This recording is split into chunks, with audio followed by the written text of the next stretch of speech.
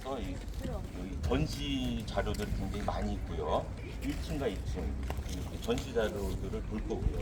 그리고 지하에는 고문 취조실이 있는데 취조실이라고 돼 있지만은 그곳에서 고문이 이렇게 행해지면서 독립운동가들을 고문하면서 이렇게 자백을 받아내고 했던 장소가 있습니다. 근데 고문실, 그러니까 취조실을 지하는 그 시간 관계상 패스를 할 거고요. 나중에 끝나고 이렇게 따로 이렇게 보시면 될 것 같고요. 이 건물 보시고 그다음에 나가서 중앙사라는 건물이 있습니다. 중앙사 그리고 옥사가 3개가 있는데 그중에 12옥사를 둘러볼 거고요. 이 옥사라고 하는 것은 실제 그 감방이 있던 건물입니다. 그 옥사에서 이곳에 갇혔던 독립운동가들이 어떤 옷을 입고 어떤 음식을 먹고 어떻게 생활을 했는지 그걸 볼 수가 있습니다. 그래서 옥사에서 그걸 보고 그 다음에 한센병사라는 곳이 있습니다. 약간 언덕이 있는데요. 한센병에 걸린 환자들 여기 갇힌 사람들 중에 한센병 걸린 사람들을 따로 수감을 했던 곳이에요. 거기에 올라가서 언덕에서 이렇게 조망을 할 수가 있거든요. 그래서 한번 보고 그 다음에 사용장으로 해서 마무리하는 그런 순서대로 대략 1시간 반 정도 이렇게 걸릴 것 같습니다. 제가 이렇게 판넬이 굉장히 많은데요. 일일이 다 볼 수는 없습니다. 그래서 지에서 꼭 좀 제가 제 기준에서 봤으면 하는 그런 설명드리고 싶은 판넬들을 정해서 말씀드리고 이 과정에서 이 학생들은 공부도 될 수 있고요. 또 어르신들은 몰랐던 부분도 새로 알 수 있는 그런 기회가 되리라 생각합니다. 그러면 실내에서는 제가 마이크를 쓸 수는 없어요. 왜냐하면 여기 실내에서는 사성 학습팀들도 많이 와요. 그래서 서로 이렇게 존중하면서 해설을 존중하는 그런 분위기에서 하기 때문에 마이크는 쓰진 않을 거고요. 최대한 목소리 높여서 저는 이제 정기 해설을 하는 거기 때문에 제가 최대한 목소리 높여서 제 해설을 잘 들어주시면 좋겠습니다.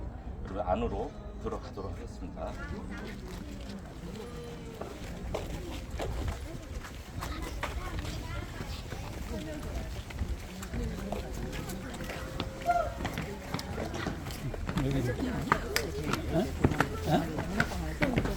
그거 하나씩 사야지.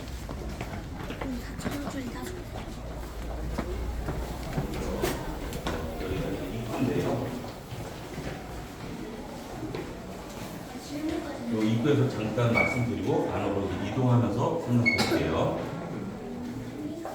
여기 보시면은 자유와 평화를 향한 80년이라고 되어 있습니다.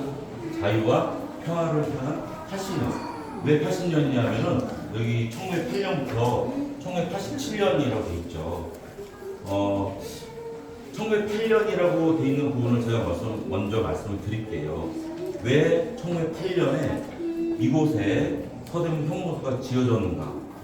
지금 이 연도는 이곳 현조동 101번지라고 하는 이 동네에 서대문 형무소가 1908년에 만들어져서 1987년까지 있었다는 거거든요. 그 기간이 80년이라는 거죠. 이 사이에 무수한 역사적 사건들이 있었어요. 근데 왜 하필 1908년에 서대문 형무소가 지어졌느냐? 이걸 말씀드리려고 한 거예요. 우리가 알기로는 1910년에 우리의 그 국권이 빼앗겼던 그 한일 병합, 경술국치라고 불리워지는 한일 병합 조약이 1910년에 있었죠. 근데 왜 1908년에 서대문 형무소가 지어졌느냐? 이걸 말씀드리려고 한 거예요. 일본은 1894년 청일전쟁에서 이겼고요. 그리고 그로부터 10년 후 1904년에 러일 전쟁에서 또 이겼어요. 지금으로 치면은 중국과 러시아를 이긴 거죠. 일본이. 당시에 청나라와 러시아는 그때도 굉장한 대국이었어요. 근데 청일전쟁과 러일전쟁을 거치면서 일본이 두 전쟁을 다 이기고 그 다음에 미국하고 영국하고는 동맹을 맺고 또 미략을 맺었어요. 영국하고는 영유동맹을 맺고 또 미국하고는 다스라 페프트 밀약이라는 걸 맺었어요. 그래서 미국의 필리핀 지배를 일본이 인정해주고 대신에 미국으로부터 일본은 한반도의 지배권을 인정받고자 했어요. 그런 밀약을 맺어가지고 그러면 보십시오. 이 한반도를 둘러싼 강국들이 있었는데 청나라와 러시아는 무력으로 이렇게 전쟁에서 이기고 영국과 미국 같은 경우는 동맹을 맺고 그러니까 일본이 한반도를 지배하는데 반대할 세력이 이제 없는 거죠. 그래서 1905년에 러일 전쟁이 1904년에 있었고 1905년에 거의 끝났거든요. 1905년에 뭐가 맺어지냐면은 을사보호조약이라는 게 맺어져요. 을사보호조약. 저는 나이가 좀 있어서 을사보호조약이라고 배웠었어요. 근데 지금은 을사보호조약이라고 배우진 않습니다. 을사늑약이라고 배워요. 왜냐하면 강제로 맺어진 조약이다 해서 늑약, 억지로 강제로 맺어졌다 해서 늑약이라고 불러요. 근데 이 을사늑약이 1905년에 있었어요. 이때 어떤 일이 있었냐면은 우리의 외교권이 박탈당합니다. 외교권이. 사실상 외교권이 박탈당함으로써 실제적인 국권은 이때 이미 뺏긴 거나 다름이 없었던 상황이 된 거예요. 그래서 뭐 장지현 선생 같은 경우 뭐 시일야 방성 대곡이다. 오늘이야말로 목놓아 크게 우려하는 날이다. 왜냐? 나라의 그 주권이 빼앗긴 날이니까. 그래서 늑약 체결됐을 때 민영환 같은 분은 자결을 빚하고 또 언론에서 그렇게 통곡해야 될 날이다라고 얘기하고 또 전국에서 의병들이 일어났습니다. 이 그러니까 을사년이 이제 1905년이 을사년이거든요. 그래서 을사 의병도 일어나고 이때 통감 정치가 시행이 돼요. 통감 정치. 그래서 이토 히로부미 아시죠? 안중근 의사가 저격해서 처단한 이등 방문 이토 히로부미가 초대 통감으로 오는 겁니다. 이 1905년에 이미 사실상 국권이 이렇게 빼앗긴 상황에서 그 고종이 당시에 대한제국 시절에 고종이 나름대로 그 중립국도 선포하고 했지만 인정 못 받고 대한제국도 이렇게 시청하는 상황이 됐고 을사늑약이 체결되면서 고종은 강제로 이 조약이 맺어졌으니까 이 억울함을 파리에서 열린 만국평화회의에 알리려고 3명을 파견을 하죠. 그게 헤이그 밀사 사건이에요. 헤이그 특사라고 하죠. 이준, 이상설, 이휘종 이 3명을 파견을 합니다. 고종 황제가.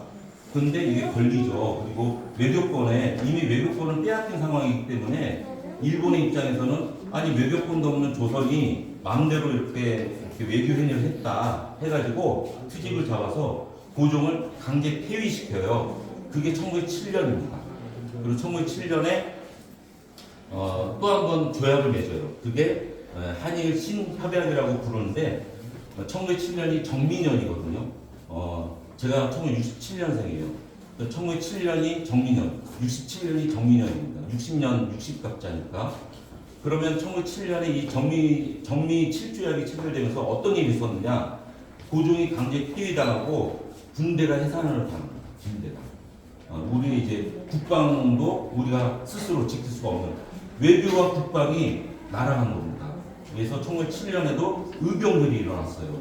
이때 전국적으로 의병 전쟁이 이렇게 일어났을 때 이 의병들을 잡아가두는 거예요. 잡아들이기 시작한 겁니다. 그래서 이 의병들을 잡아가둘 시설이 필요해진 거예요. 시설이. 당시에 조선은 이 커다란 규모의 감옥이 필요 없었어요. 왜냐하면은 조선시대의 그 형벌 제도는 곤장을 때려서 이렇게 태형 제도로 해서 곤장을 때려서 이렇게 벌을 주고 석방을 하든가 아니면 유배를 보내든가 아니면은 차명, 극형이죠, 극형을 하든가 이런 형벌 제도였거든요. 그러니까 오랫동안 죄수들을 가두어둘 필요가 없었던 거예요. 조선시대 때는. 그렇기 때문에 이 의병 전쟁이 전국적으로 벌어지면서 의병들을 잡아들인 중에 이 의병들을 가두 시설이 필요한 거였죠. 그래서 1908년에 이곳에 서대문 형무소가 지어지는 겁니다. 자, 그러면 왜 하필 또 이곳이냐? 자, 이제 들어가서 말씀드릴게요.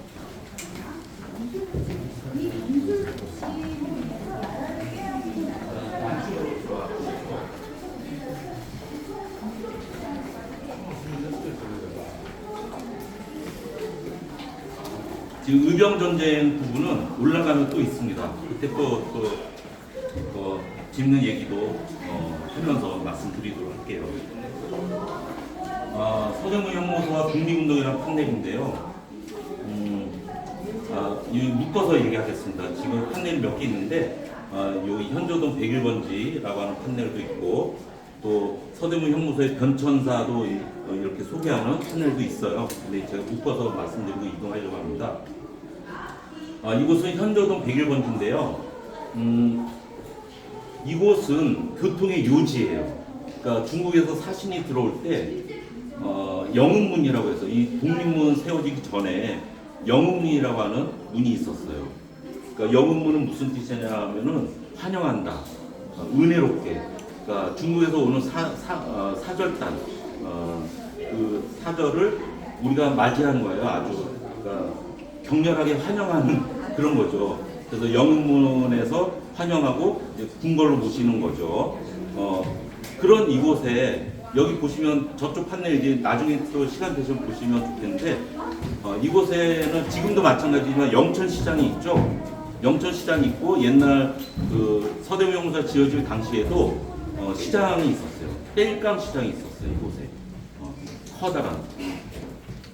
그리고 지금도 그렇지만은 그 무합재 통해서 의주로 향해지는 의주로, 지금은 통일로라고 붙여진 이름인데 그 배로가 있습니다. 그리고 여기 입구에 보시면은 독립문 보셨죠? 그리고 독립문 앞에 독립문 뒤에 누구의 동상이 있는데 혹시 누군지 아시나요? 혹시 누구 동상인지 아시겠습니까? 누구의 동상이냐면 서재필 선생의 동상이 세워져 있어요. 그러니까 왜 서재필 선생 동상이 세워져 있냐면은 서재필 선생이 그 독립협회를 만들고 또 독립문을 세웠거든요. 독립문 세우는 역할을 했거든요. 물론 고종의 지원을 받고 한 거지만은. 그래서 독립문 옆에 서재필 선생이 있는데 이 독립협회가 이곳에 그 영문을 헐고 독립문을 세우고 이 대한제국 조선이 자주국가임을 알리기 위한 그런 것도 여기 한 거죠. 그만큼 이곳은 요지이고 교통의 요지이고 사람들도 많이 다니는 시장도 있었던 곳이었는데 왜 이곳에 형무소를 지었냐 이거죠. 보통 형무소라고 하는 것은 탈출하기 힘든 곳 아니면 좀 외떨어진 곳 있지 않습니까? 영화에도 많이 나오지만 섬이나 뭐 이렇게 탈출해도 어디 갈 데가 없어서 금방 잡힐 수 있는 그런 곳에 형무소, 교도소를 짓잖아요. 근데 이곳에 지었던 이유는 뭘까요? 그거는 여러분이 짐작하시겠지만은 이곳에 그 독립운동 하던 사람들, 의병들을 잡아 가두는 형무소를 둠으로써 본보기를 보이려고 한 거죠. 일제가 이렇게 그 일본의 그 통치에 저항을 하면은 저렇게 된다. 감옥에 갇혀지고 고생을 한다. 집안 패가망신한다. 이런 거를 보여주고 그 불종을 강요하려고, 그러니까 불복을 강요하려고 하는 그런 의도가 있었다고 보는 겁니다. 그리고 이곳 서대문 형무소는 1908년에 처음에 병성 감옥으로 시작을 했어요. 명칭이. 그러다가 한일 병합 1910년에 한일 병합 이후에 1912년에 서대문 감옥으로 이름이 바뀌어요. 한번 그 서대문 감옥으로 바뀐 이유는 마포에 또 하나의 감옥이 생겼거든요. 그래서 마포에 생긴 감옥을 병성 감옥이라고 이름을 붙였어요. 그래서 이곳은 서대문 감옥으로 바뀐 거예요. 그리고 1919년에 3.1운동이 있었잖아요. 그 3.1운동 이후에 또 한 번 바뀝니다.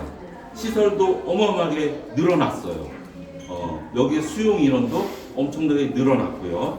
그러면서 1923년에 서대문 형무소로 바뀐 겁니다.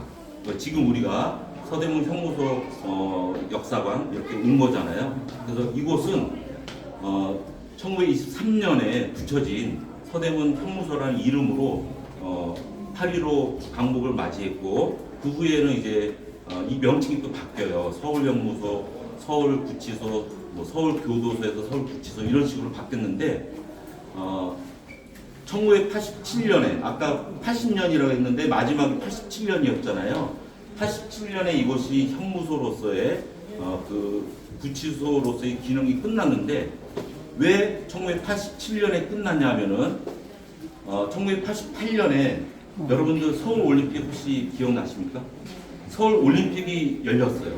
그래서 1988년에 서울올림픽을 준비하면서 세계 온 나라에서 그 외국에서 손님들이 오니까 이곳에 시내 한복판에 그때 당시에 이제 혐오 시설을 본 거죠. 여기를 교도소, 구치소 이런 혐오 시설이 있으면 안 되겠다 해가지고 1987년에 의왕으로, 경기도 의왕으로 서울구치소가 옮겨갑니다.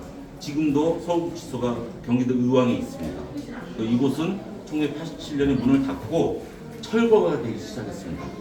1988년부터 이렇게 철거가 됐는데 당시에 그 시민사회단체가 이곳은 그냥 일반 형무소가 아니라 독립운동 하셨던 분들이 여기 와서 목숨도 이렇게 잃으시고, 또 강복 이후에는 민주화 운동가들도 여기 와서 감옥생활을 했었다는 거죠. 김대중 대통령 전 대통령도 여기 와서 감옥생활을 했었고, 또 문재인 전 대통령도 여기 와서 감옥생활을 했었어요. 그래서 이제 민주화운동의 어떤 현장, 또 독립운동의 현장으로 여기를 보고 보존을 해야 된다라고 해서 그 얘기가 그 지지를 받아가지고 보존이 그나마 된 겁니다. 그래서 철거를 중단하고 그 시점까지 그 건물 남아있는 거를 일단 남겨놓고, 그 다음부터는 거꾸로 복원을 하기 시작한 거예요. 철거된 거를 많이 철거가 됐습니다. 그래서 그 전체 규모는 저쪽 모형이 있거든요. 그 모형을 보면서 설명을 드리고자 하고요.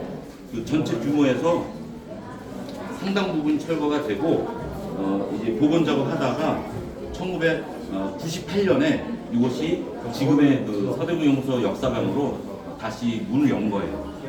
지금 제가 이 사진 하나 보여드릴게요. 이게 가까이 가서 보시겠어요? 1945년도 9월 달에 1945년 9월 해방 광복되고 나서 얼마 안 있어서 서대문 형무소를 찍은 항공 사진이에요.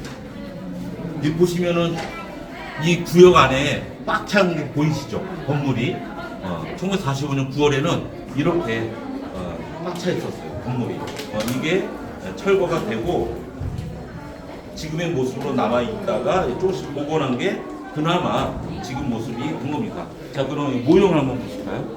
전체적인 규모를 한번 보겠습니다. 자, 어린이들은 올라가서 보시면 좋겠습니다. 어린이도 올라가서 보시고요.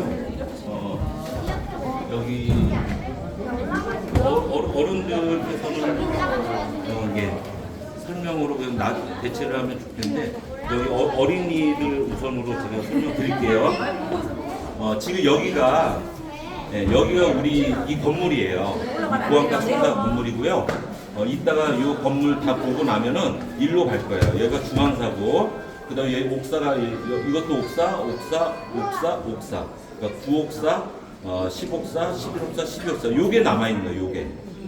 요게 남아 있는 거예요. 우리 12옥사 볼 거고, 여기 나가가지고 공작사 하나 보고, 한세명사 보고, 사용자 이렇게 갈 거거든요. 여기다 없는 거죠, 지금. 이게 없어진 거고, 여기도 없어졌어요. 이거는 뭐냐면은 공장이에요, 공장. 이 형무소 안에 공장이 있다는 게 좀 신기할 수도 있는데, 여기 갇힌 사람들은 그냥 단방에 앉아서 가만히 앉아만 있었던 게 아니에요. 그래서 형이 확정되면은 노역을 했어요, 노역. 그래서 강제 노역을 했기 때문에 그러니까 법에 정해진 노역을 한 거죠. 그 당시로 치면 노역을 이 공장에서 한 겁니다. 이곳이 다 주차장으로 바뀌었어요. 지금 이 주차장이죠, 여기가. 예, 이 주차장이고 이쪽이 아마 화장실이 있겠죠. 이쪽 화장실 있고 이게 다 지금 주차장으로 바뀐 겁니다. 그리고 이쪽은 지금 보건공사하고 있는 구치감이라고 해서 사상범들만 따로 모아놓고 가두었던 공간이에요. 이쪽이 구치감이라고 해서 1930년대 중반에 37년인가 그 무렵에 여기가 세워졌습니다. 이것도 다 철거됐다가 지금 복원하는 중입니다. 지금 남아있는 건 요렇게 남아있는 겁니다. 이렇게. 요 운동하는 시설이 겹벽장도 옛날엔 이렇게 두 개가 있었나 봅니다. 근데 지금 복원된 건 하나만 복원돼 있습니다. 네. 그 모습도 이따가 올라가서 한센병사 언덕에 올라가서 한번 보도록 하겠습니다. 자, 좀 볼게요.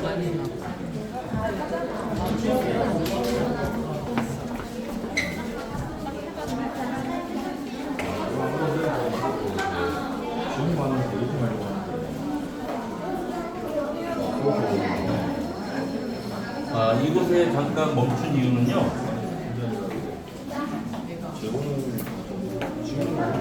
네, 흔들면은 편하게 앉아서 들어가면 됩니다.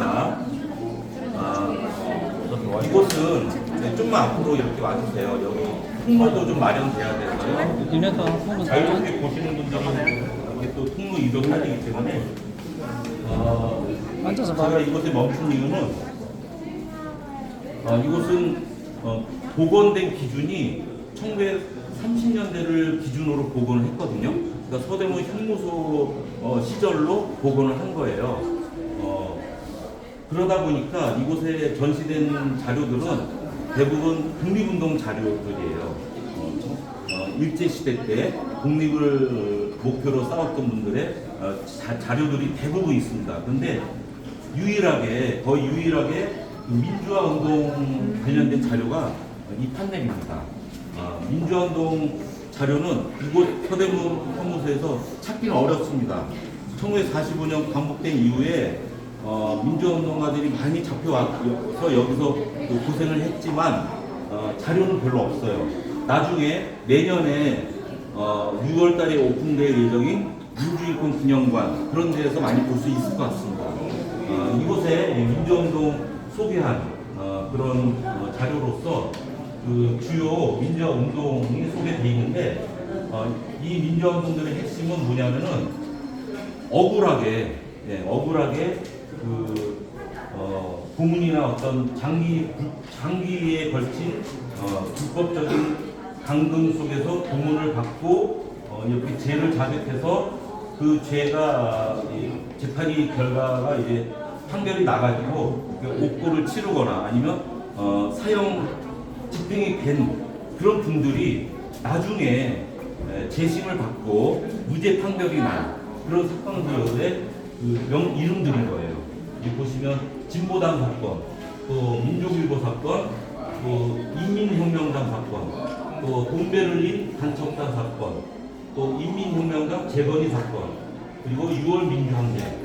이 제목들만 보셔도 제목들을 보시면 잘 모르실 것 같습니다. 근데 이 중에 그 인혁당 재건이 줄여서 인혁당 재건이 사건은 제가 그 사형장 가서 이렇게 따로 말씀드릴 거예요. 예. 여기서는 제가 대신에 이걸 들려드리려고 합니다. 제가 준비한 노래가 있습니다. 한번 맞춰보십시오. 이 노래가 금지곡이 된 노래들이거든요. 근데 왜 금지곡이 됐는지를 한번 맞춰보는 겁니다.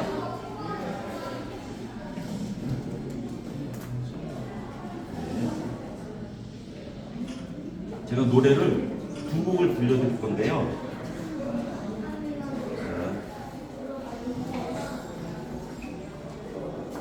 들어보시겠습니다.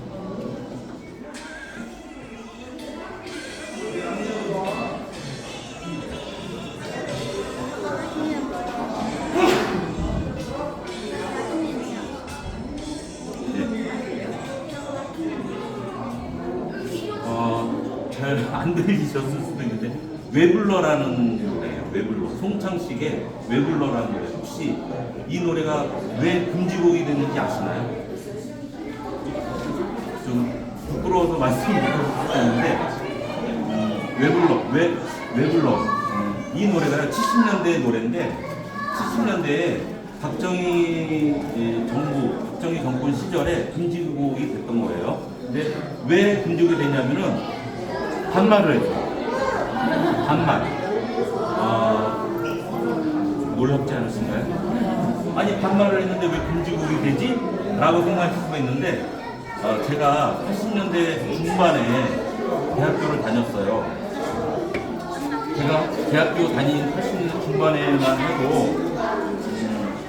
학교 앞에 교문에 정병들이 서 있었어요. 전투경찰. 지금은 없어진 제도죠. 그 정병이 서 있어가지고 가방을 검사했어요. 그 학생증 보여달라고 하고 내가 내 학교 들어가는데 학생증 보여주고 들어가야 했습니다. 그리고 수시로 이렇게 불신 검문을 당했어요. 좀 복장이 좀 이렇게 의심스럽다. 저 뭐하는 이 시기할 것처럼 보이는 학생들은 불신 검문을 당했던 시절이에요. 이런 상황에서 일로 와봐. 잠깐 쌤 가방 좀 보자. 가방 좀 봅시다. 할 때 왜 불러? 이런 상황이라는 거죠. 이 노래가 왜 불러? 가는 사람은 왜 불러? 그런 어떤 공권력에 대한 불복종 그런 거를 불러일으킬 수 있다. 이 노래가. 그래서 금지곡이 된 거예요. 또 하나 들려드릴게요.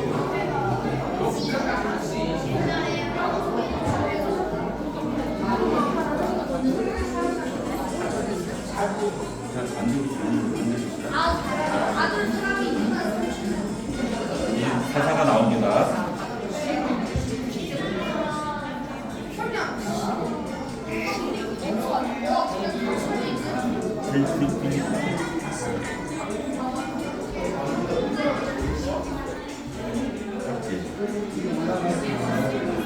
이게 키다리 미스타킴이라는 노래예요.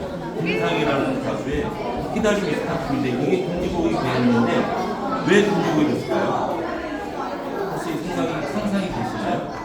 키다리 미스타킴이 금지곡이 됐어요. 제가 말씀드릴게요. 당시 박정희 대통령이 키가 작았어요. 그래서 키가 작아가지고 이 노래가 굉장히 불경스럽다. 대통령 놀리는 거 아니냐. 키다리 미스타킴이라는 노래가 이 키 작은 박정희 대통령을 좀 이렇게 사람들이 놀림감이 될 수 있다. 이래가지고 미리 검열을 해가지고 금지곡이 된 거예요. 그러니까 제가 이 노래 들려드리면서 어처구니 없는 이 이유로 금지곡이 된 시절을 말씀드려요. 그런 정도로 70년대 나아가서 이제 80년대 초반 중반까지도 유월함대 있기 전까지도 굉장히 힘들었던 그런 시절이 있었습니다. 그 과정에서 많은 민주운동 하셨던 분들이 이곳에 와서 고생을 했었어요. 그러니까 여기 많이 소란스러운데 이동해서 2층으로 갈게요. 2층으로 의병전쟁 보러 가겠습니다. 장난치면 안 돼요. 장난은 거요?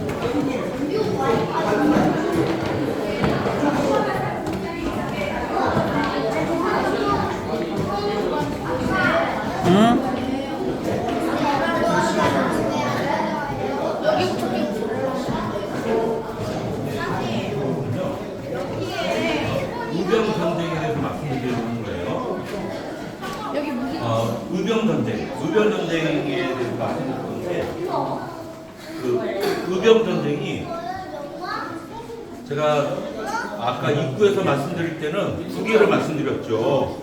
하나 을사의병 말씀드렸고요. 여기 통로 좀 내주셔야 됩니다. 좀 앞으로 제 해설 들으시는 분들은 좀 앞으로 와주시고요. 네. 을사의병 1905년에 을사의병 말씀드렸고 1907년에 정미의병을 말씀드렸어요. 근데 의병은 한 번 더 있었어요. 언제 또 한 번 있었냐면요. 여러분 명성황후 들어보셨나요? 고종의 부인이죠. 명성황후가 1895년에 시해를 당했습니다. 죽음을 당했는데 일본의 자객들에 의해서 그게 이제 을미사변이라는 그런 역사적 사건이죠. 그래서 1895년에 그 을미사변 때도 의병들이 있었어요.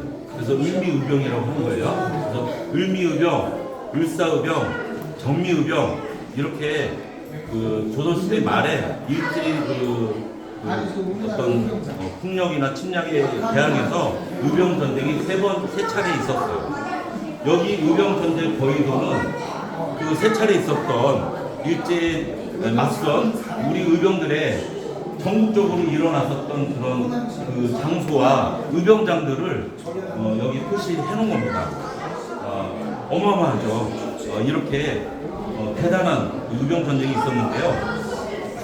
이 의병 전쟁의 와중에 영국의 맥킨지라는 기자가 아까 영일 동맹 말씀드렸잖아요. 당시 일본은 영국과 동맹을 맺었어요. 그래서 영국의 한 기자가 그 당시 조선에 그 취재를 하러 왔습니다. 그래서 취재하러 왔는데 그 자기가 알고 올 때는 그 조선이 자발적으로 일본에게 그 나라의 그 어떤 권리, 주권을 이렇게 자진해서 이렇게 그 내준 걸로 생각을 하고 알고 온 거예요. 근데 이곳에 와 보니까 전적으로 어마어마한 의병 전쟁이 있었던 거죠. 그걸 보고 굉장히 놀랐다고 합니다. 그리고 또 한 번 놀란 게 이 의병들의 장비나 무기나 그 복장이 형편없었던 것을 보고 또 놀랐다는 거예요. 저기 한번 보실까요? 저 벽에 저 사진이 굉장히 유명한 사진인데요. 미스터 션샤인이라고 혹시 드라마 보셨나요? 거기에도 나오는 그 패러디한 사진이에요. 저 사진이 그 우리나라 그 한국사 책에 의병들의 모습으로 나오는 유일한 사진입니다. 저 사진이. 저 사진을 찍은 사람이 영국의 맥킨지라는 기자예요. 외국 사람이 찍은 거예요. 취재하러 왔다가. 근데 저 형편없는 장비, 복장 이걸 보고 아니 저런 수준에서 일본한테 대항해서 이길 수 있겠냐라고 인터뷰를 했습니다. 인터뷰를 했는데 저 의병들이 뭐라고 했을까요? 제가 여기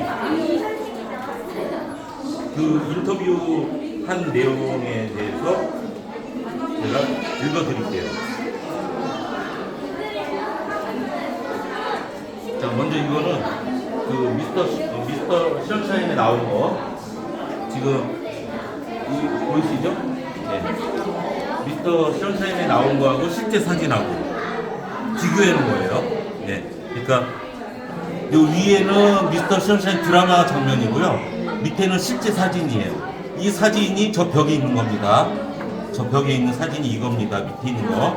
이 사진을 찍은 사람이 외국 기자, 영국인 맥킨지란 기자가 찍은 거고. 근데 여기 보시면 그 신식 군대 군인 복장을 한 사람도 있죠. 그러니까 이걸 보고서 그 1907년에 군대가 군대 해산되고 나서 해산된 군인들 중에 일부는 의병 전쟁을 했구나. 이걸 알 수도 그걸 알 수도 있는 사진이라고 합니다.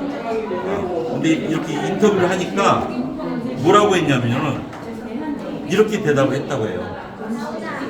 우리는 어차피 죽게 되겠지요. 그러나 일본의 노예로 사느니 자유민으로 죽는 게 훨씬 낫습니다. 이렇게 대답을 했다고 합니다. 그래서 이 대답에 그 맥킨지 기자가 감동을 받고 그 조선의 독립 을 위해서 자기도 노력을 해야 되겠다, 도와줘야 되겠다 이런 마음을 먹고 그 일제의 어떤 침략의 부당성 그 조선의 독립의 정당성 이런 것들을 외국에 알리는데 공을 세웠어요. 그래가지고 나중에 광복이 되고 나서 건국 훈장도 받았어요. 이 맥킨지라는 기자가. 그런 말씀 드리고 그 미스터 션샤인 얘기 나온 김에 하나 더 말씀드릴게요. 혹시 이 장면이 기억나시는지 모르겠습니다. 너무 좀 깜깜해서 좀 잘 안 보이는데 한번 잠깐 보실까요? 좀 깜깜해요. 화면도 불도 좀 어둡고 그래서 이게 무슨 장면이냐면 제가 설명을 드릴게요. 좀 어둡네 많이. 네, 진짜 어둡네요. 그러니까 그 위에 사람 있고 아래 사람 있는데 서로 총을 겨누는 거예요 지금. 그러니까 미스터 션샤인의 여주인공 김태리하고 남주인공 이병헌이 총을 겨누는 장면입니다. 위하고 아래가. 근데 각각 총을 겨누는데 동일한 사람을 겨누고 있었어요. 그러니까 이 장면으로 해서 둘이 처음 만나는 거라고 하더라고요. 그 김태리랑 이병헌이 처음 만나는 장면에서 서로 누군가를 향해서 총을 겨누고 있었는데 그때 흘렀던 자막이 대사가 뭐냐 하면은 표적은 하나, 저격수는 둘, 동지인가? 이런 자막이 흘렀대요. 이게 뭘 패러디한 거냐면요. 우리가 그 주권을 빼앗기는 과정에서 그냥 가만히 있지 않았거든요. 그래서 이런 의병전쟁도 있었고 또 의열투쟁이라고 해서 이렇게 일본의 어떤 중요한 그 사람들을 이렇게 저격해서 처단하고자 하는 의열투쟁들이 있었어요. 그 거의 처음에 있었던 의열투쟁이 바로 미국의 샌프란시스코에서 있었던 전명훈, 장인환 의거예요. 혹시 들어보셨는지 모르겠습니다. 이 전명훈, 장인환이라는 두 사람이 서로 잘 모르는 사이인데도 스티븐스라는 당시 그 미국인인데 이 미국인이 일본을 위해서 외교 활동을 한 사람이거든요. 그러니까 대한제국의 외교 고문인데 미국인인데도 외교 고문을 했어요. 대한제국에. 근데 일본을 위해서 활동했어요. 그래서 전명훈, 장인환이 이 두 사람이 이 미국에 온 스티븐스를 저격을 했습니다. 둘이 거의 동시에. 근데 이게 되게 이제 좀 그 장면을 이제 패러디한 거예요. 그러니까 한 사람을 둘이 저격을 했다. 이 드라마에서도 그 친일 미국인을 저격하는 장면이에요. 이것도 이 내용이. 그래서 이 전명훈 장인환이 그 친일 활동했었던 스티븐스를 처단을 하는 그 과정을 패러디한 것도 있었다. 그리고 전명훈 장인환은 거의 최초의 의열투쟁이었는데 이 여파가 나중에 이어져요. 어떻게 이어졌냐면은 그 처음에 전명훈이 그 스티븐스를 총을 쏘려고 했는데 총이 안 나갔대요. 총이 낡아가지고. 그래가지고 냅다 그냥 총이 안 나가니까 달려가서 이렇게 이 자루로 이렇게 때렸답니다. 가격을 했는데 그 스티븐스 덩치도 크고 아주 건장한 우람한 체격의 소유자였답니다. 그래서 그 전명훈이가 한 대 치고 이제 도망갔대요. 그러니까 이 스티븐스가 쫓아가는데 다른 쪽에서 장인환이란 분이 총을 쏜 거죠. 그래서 총을 3발을 쐈는데 그 중에 2발은 스티븐스가 맞고 한 발은 전명훈의 그 어깨에 맞았다는 거예요. 그래가지고 그 두 사람은 병원에 실려가고 장인환은 잡히고. 근데 그 전명훈은 결국 좀 그 중상이 아니어서 빨리 나았고 그 스티븐스는 치료하다가 죽었다는 거죠. 그래서 그런 의거였는데 이 전명훈이가 그 무죄를 받거든요. 무죄. 그러니까 사실상 어떤 뭐 해를 가한 거는 거의 없다 해서 무죄를 받고 또 모의해서 한 것도 아닌 걸로 보인다 해서 장인환만 한 10년형인가 이렇게 살고 전명훈은 석방이 돼서 연해주로 갔대요. 근데 연해주에서 안중근을 만난 거예요. 그래서 연해주에서 안중근과 전명훈이 서로 교류를 하고 안중근이 그 전명훈의 어떤 의거에 감명을 받고 그 결심을 해서 의거를 벌인 게 바로 이등방문을 처단한 1909년에 이등방문 처단한 의거가 그 영향에서 일어났었다 합니다. 이 스티븐스 처단 의거는 1908년이었거든요. 그래서 1909년에 안중근 의거 그리고 이어지는 이재명 의거가 또 나오는데 이따 제가 말씀드릴게요. 네, 이동하겠습니다. 이게 이어졌다 합니다. 이쪽으로 오겠습니다.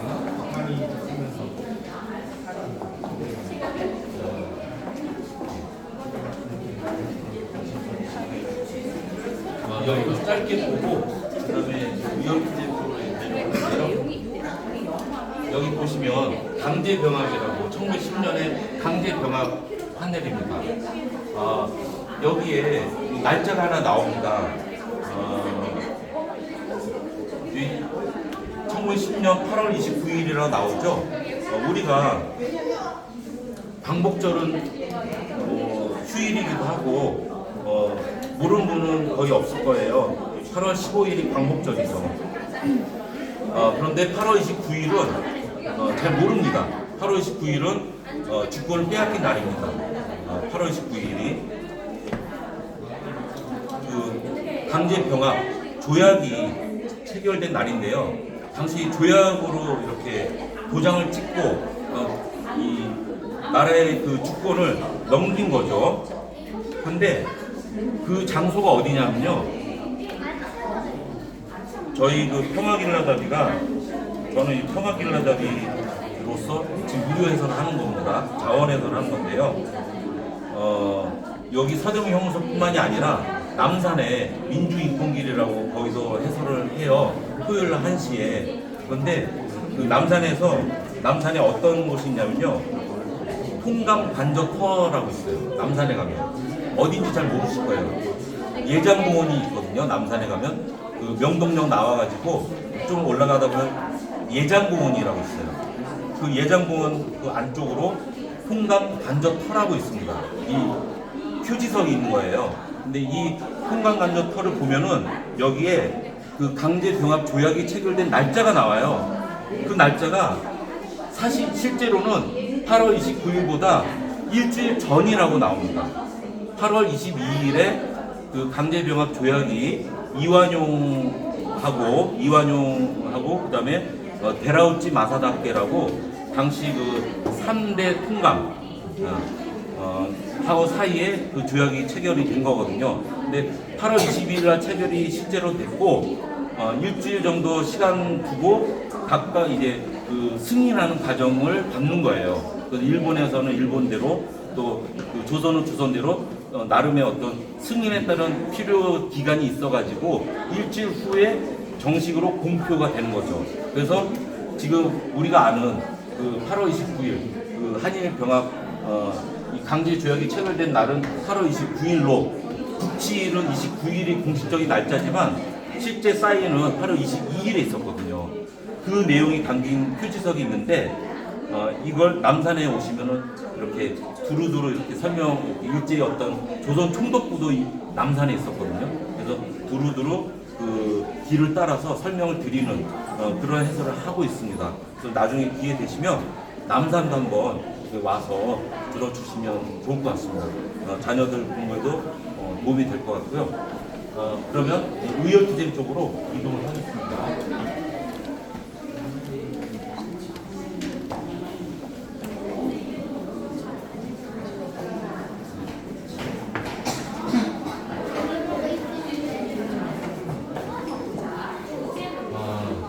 의열투쟁 요 용어하고 이렇게 의사들을 설명드릴 건데요. 의열투쟁 보시면요. 아까 의병투쟁이 이렇게 진압이 되고 여러분들 혹시 아리랑이라는 소설 보셨나요? 조정래의 아리랑? 그 아리랑 보시면요. 아리랑의 2권에 그 의병투쟁 얘기가 나와요. 2권에 그 보시면 아까 제가 설명드린 그 의병투쟁 또 스티븐스 처단 의거 이런 것도 자세히 나옵니다. 그 중에 이제 의병투쟁이 사그라들고 더 이상 그 이 한반도에서는 조직적인 어떤 무장투쟁을 할 수가 없었어요. 그래서 많은 사람들이 살아남은 의병들은 또 뜻이 있는 애국 지사들은 만주나 간도 이런 중국으로 넘어갔고요. 그리고 이곳에는 개개인들이 이렇게 혼자 또는 몇 명이 해서 목숨을 바치는 의열투쟁이라는 게 벌어졌습니다. 여기서 용어가 나오는데요. 목숨을 바쳐서 무력적인 행동으로 적에 대한 거사를 결행하신 분이 의사, 우리가 안중근 의사, 또 강규 의사라고 할 때 어떤 사람은 의사라고 그러고, 근데 우리가 유관순 의사라고 하진 않잖아요. 유관순 열사라고 하잖아요. 그러니까 이 용어가 다르니까 이걸 좀 구분해서 쓸 필요가 있으니까 말씀드린 거예요. 의사는 무력적인 행동으로 거사를 하신 분이 의사예요. 그러니까 칼이나 총이나 폭탄 이런 무기를 갖고 항거하신 분이 의사입니다. 안중근 의사, 윤봉길 의사 이런 분이 의사예요. 그다음에 열사는 맨몸으로 항거하신 분이 열사예요. 목숨을 바쳤는데 맨몸으로. 그래서 열사. 그리고 유관순 열사입니다. 또 민영한 열사. 그렇게 얘기하는 거죠. 그다음에 지사는 좀 더 일반적인 좀 통칭해서 부르는 말이에요. 그래서 목숨까지는 바치지 않았지만 국민운동, 애국운동을 하시는 분을 지사라고 부릅니다. 그렇게 이제 목숨까지 바치지 않았을 때 그렇게 이제 구분해서 한다는 거고요. 여기 보시면 이재명 의사와 강호기 의사 두 분을 말씀드릴 건데요. 이 이재명 의사 태어난 해 돌아가신 해라고 볼까요? 몇 살에 돌아가셨나요? 이재명 의사 지금 23살에 돌아가셨어요. 여기 보시면 양력이 나옵니다. 23살의 이 짧은 나이에 어떤 일을 했었냐면은 1904년에 그러니까 17살이죠. 하와이 망명을 했고요. 1906년에 미국으로 가서 국리협회에 가입하고 활동했다. 이게 뭐냐면요. 이 하와이에 간 거는 그 농장에 일을 하러 간 거예요. 농장에. 당시 하와이 그 아리랑에도 구정리 아리랑에도 나오지만 그 여기서 더 살기 힘드니까 그 당시 이제 그 뭐라 그러지 노동 이민이라고 그래서 하와이로 농장에 일하러 가는 그런 게 많이 있었어요. 그래서 일하러 갔다가 미국 본토로 가가지고 국리협회 안창호 선생이 만든 국리협회에 가입을 해요. 그래서 안창호 선생님과 잘 아는 어떤 이를테면 제자 비슷한 그런 상황이 됐어요. 그러다가 1907년에 안창호 선생님도 신민회를 만들기 위해서 돌아왔거든요. 1907년에 그때 이 이재명 의사도 이때 돌아옵니다. 내국노를 처단하면서 왔는데 처음에 이등 방문을 처단하려고 했었어요. 그런데 그 아까 말씀이 나왔지만은 그 안중근 의사가 먼저 이등 방문을 처단했죠. 그래서 목표를 바꿔가지고 이완용을 처단하려고 했어요. 그래서 1909년에 명동성당 앞에서 이완용이 탄 인력거에 이렇게 뛰어들어가지고 칼로 이렇게 처단하려고 했는데 성공을 하지 못했습니다. 이완용이 급히 몸을 피하고 찔리긴 했지만 아주 심각한 중상은 아니었기 때문에 회복을 하고 더 이제 그 악랄한 내국노가 됐죠. 그 재산을 막 엄청 끌어들이고 그런 상황에서 이재명 의사는 잡혀가지고 이곳 서대문 형무소에서 순국을 하십니다. 이곳 서대문 형무소에서 그게 1910년 9월이고요. 이 명동 성당에 이재명 의사의 그 의거터 그 표지석이 있습니다. 명동 성당 앞에 가시면 이것도 한번 보시면 보시고 서대문 형무소에서 그때 들었던 이재명 의사다 이걸 알아보시면 좋겠습니다. 그리고 강우규 의사 이분은 이 나이를 한번 볼까요? 언제 돌아가셨냐면 몇 세에 돌아가셨냐면요. 65세에 돌아가셨어요. 이분 양력을 보시면 1919년 9월에 노인 국민단 얘기도 나오고 북한도에 있다가 학교도 설립하셨고 1919년 9월 9월이면 3일 정도 끝나고 나서죠. 9월에 그 총독이 바뀌어서 새로 사이토라는 총독이 새로 부임을 해왔어요. 이 새로 부임해온 총독을 처단하려고 서울역에서 폭탄을 던졌습니다. 하지만 실패하고 이 총독을 처단하지 못했습니다. 그리고 잡혀서 1920년 11월에 서대문 형무소에서 순국을 하셨어요. 이 강우규 의사의 동상이 서울역에 있습니다. 그 경의중앙선 타는 그 옛날 서울역이죠. 지금 새로 그 번득한 서울역 말고 구서울역, 문화서울역인가요? 그 앞에 이렇게 동상이 있습니다. 서울역 앞에 있는 동상이 강우규 의사예요. 이렇게 딱 알아봐 주시면 좋겠습니다. 65세는 지금으로 치면 뭐 80에 가까운 나이 아니겠습니까? 이 당시 65세면. 그러니까 그런데도 이런 의열 투쟁을 하셨어요. 그래서 이런 말씀을 하셨답니다. 내가 죽어서 청년들의 가슴에 조그마한 충격이라도 줄 수 있다면 그것은 내가 소원하는 바입니다. 이렇게 말씀을 남기셨다고 합니다. 자, 그러면 저쪽으로 이동해서 여기 갇히셨던 분들, 어떤 분들이 갇히셨는지 사진을 한번 찾아보는 시간을 잠깐 갖겠습니다.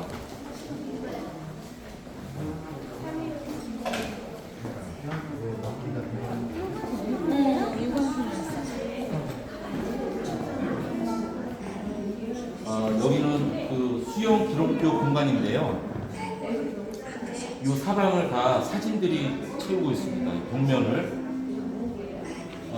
저쪽 제 손 가리키는 저쪽이 기억으로 시작합니다. 가나다 순으로 사진이 채워져 있습니다. 가나다 순이에요. 저쪽이 기억이고 쭉 돌아서 저쪽이 히읗입니다. 네. 저쪽 벽이 히읗. 그러면 지금 제가 시간 관계상 두 분만 찾아보고 여기 우리가 알지 못하는 우승한 독립운동계에 쓰시는 분이 계시는데 우리가 좀 아는 분 두 분만 찾고 유관순 열사랑 안창호 선생님 두 분 찾고 이동할게요. 이응이니까 이쪽이에요. 그래서 제가 여러 번 하다 보니까 이렇게 지금 금방 찾는데요. 예. 여기 유관순 열사가 여기 있습니다. 이렇게 유관순 열사 수영 기록표입니다. 이곳에 갇혀서 여옥사에서 돌아가셨어요. 그리고 안창호 선생님 찾아보겠습니다.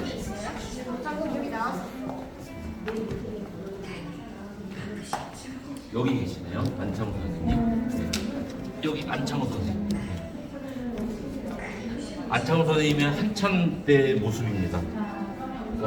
안창호 선생님이 그 윤봉길 의사 홍콩 상해 홍보 의거로 1932년에 상해에서 붙잡혀가지고 이곳 서대문 형무소로 결국 끌려오시거든요. 잡혀오셨는데 1932년까지 그 상해에서 임시정부 활동을 하셨죠. 그 과정에서 굉장히 수척해지고 오랜 망명 생활로 굉장히 이렇게 좀 고초를 겪으시니까 고생하신 모습이 나중에는 좀 알아보기 힘든 저분이 안창호야 뭐 이럴 정도가 되시는데 아주 멋졌을 때 모습이 지금 우리가 기억하고 있는 요 사진이죠. 그 임시정부 처음 설립할 때 내무총장 하셨거든요. 상해 임시정부 초기에 그때 그 멋진 모습이 저 모습이고 그게 1919년이니까 그로부터 한 10년 이상 망명생활 하시면서는 굉장히 그 고생한 끝에 좀 이렇게 좀 수척해진 모습으로 나중에 사진을 나중에 제가 보여드릴게요. 저기 사형장 지나서 그 사진이 또 이렇게 비교해서 나옵니다. 자, 그럼 이동하겠습니다.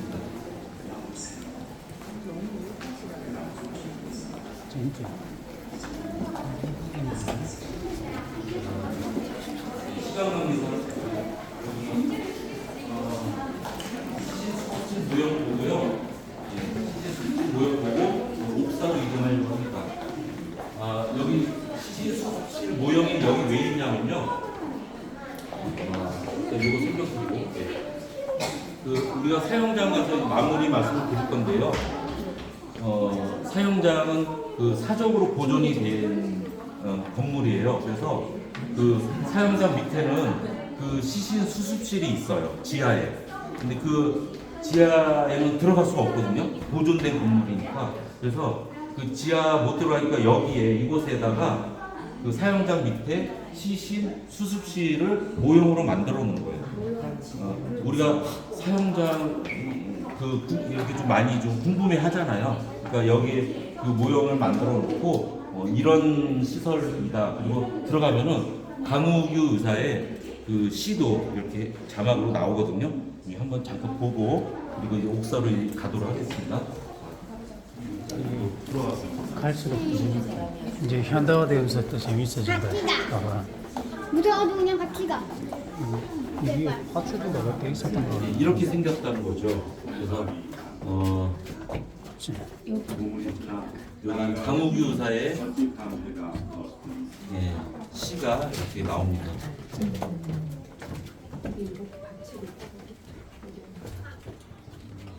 별명 하늘 위에 올라서니 오히려 봄바람이 감도는구나. 몸은 있으나 나라가 없으니 어찌 감회가 없으니. 네, 저 시를 남기고 이 형장에서 사용장에서 승부를 하시는 거죠. 여기 이제 시 숲실 모형이 이렇고 여기에서 사형 당하신 분들의 사진도 여기 있습니다. 그러니까 유관수 열사는 사형 당한 건 아니시지만 순국하신 분들 그 사진도 여기 걸려 있습니다. 이렇게 보고 자 이제 우린 그 감옥 생활의 의식주를 보러 이동하겠습니다. 바깥으로 건물 바깥으로 나가는 겁니다.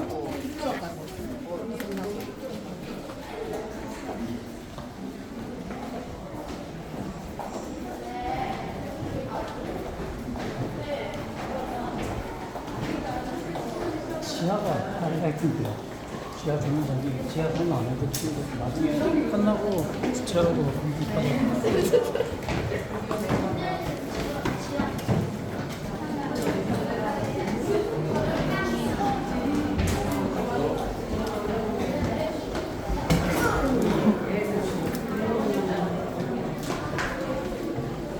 중앙산으로 이동할게요.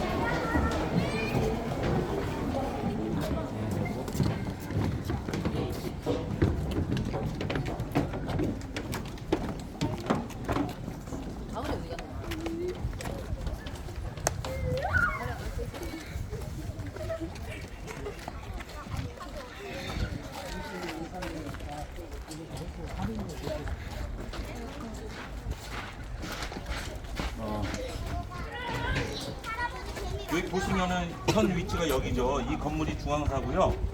이 옥사가 이렇게 9옥사, 10옥사, 11옥사, 12옥사 있는데 우리는 12옥사 이렇게 볼 예정입니다. 여기에서 구체적으로 이 간방 모습 볼 거고요. 그리고 일로 나가면은 이 공작사 있고, 일로 올라가서 이 계단 있죠. 이 언덕이거든요. 이 올라가면은 한샘병사라고 있어요.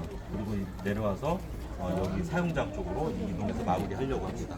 자, 그럼 이제 들어가서 중앙사 안쪽으로 보시겠습니다.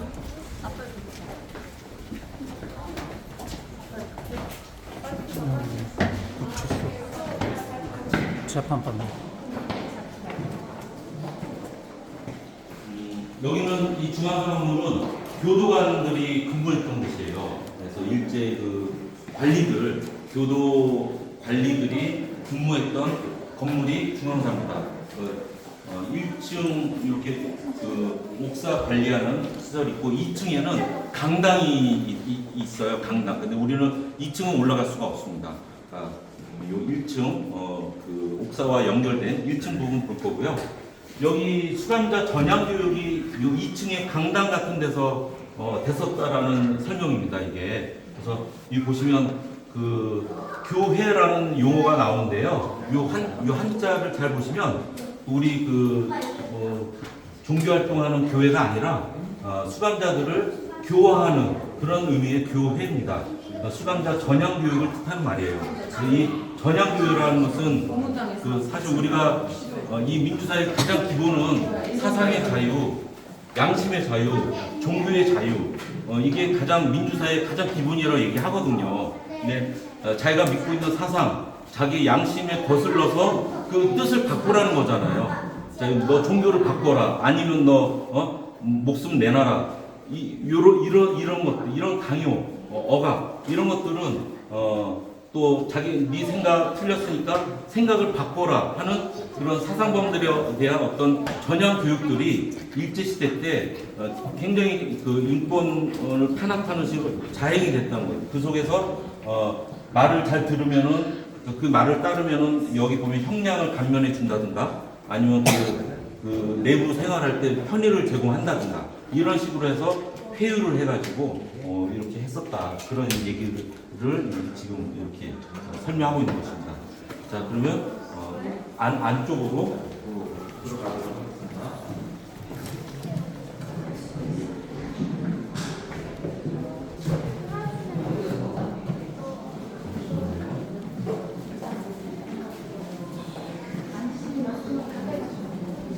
여기에서는 먹는 거, 입는 거를 한번 보려고 하는데요. 여기 좀 흥미롭게 생긴 게 있어요. 여기 한번 와서 보실까요? 이 어린이들도 한번 와서 보시고요. 어떤 밥을 먹었느냐, 이 형무소 안에서 그런 내용인데요. 저기 보면 설명으로는 판넬이 있습니다. 식사는 틀밥을 줬다. 가다밥이라고 해서 가다는 일본 말이에요. 그래서 그걸 번역하면 틀이라는 뜻이거든요. 틀밥을 줬다라는 거예요. 이게 그 틀이에요. 이게 이제 이 틀로 해서 밥을 줬다. 식판에다가 이제 밥을 퍼서 줬다는 거죠. 근데 이 보시면 거는 그람 수를 재려고 한 거예요? 왜? 그걸 제가 말씀드리려고. 예. 여기 보시면 요 통 자체는 뭐 그래도 크기가 일정한데 여기 보시면 나무 토막 있잖아요. 이 나무 토막을 한번 잘 보세요. 이 나무 토막을 넣으면은 도장처럼. 나무 토막 넣고 밥을 푸면은 밥의 양이 어떻게 될까요? 줄어들죠. 그러니까 이 나무 토막은 이 밥의 양을 조절하는 그런 걸 하는 거예요. 그러니까 여기에 갇힌 이 형무소에 갇힌 우리 독립운동 하신 분들 포함해서 이 가다밥으로 이렇게 식사를 했다는 건데, 그러니까 죄질이나 아니면 노역의 어떤 그 강도에 따라서 노역이 세냐 뭐 약하냐 그런 노역이나 어떤 노역의 정도나 죄질에 따라 먹는 이 제공받는 식사의 양이 달랐다는 거죠. 근데 그걸 조절할 때 요걸로 했다는 거예요. 이 통으로, 나무 통으로. 예. 그래서 여기 보면 밥 찍는 틀이라고 써 있죠. 이걸 가다라고 하고 이런 가다밥으로 이 형무소에서는 식사가 제공이 됐다. 그런데 이 일제 시대 때 이제 그 전쟁이 일본이 계속 전쟁을 계속 일으키잖아요. 1931년에는 만주사변을 일으키고요. 1937년에는 중일 전쟁을 일으켜요.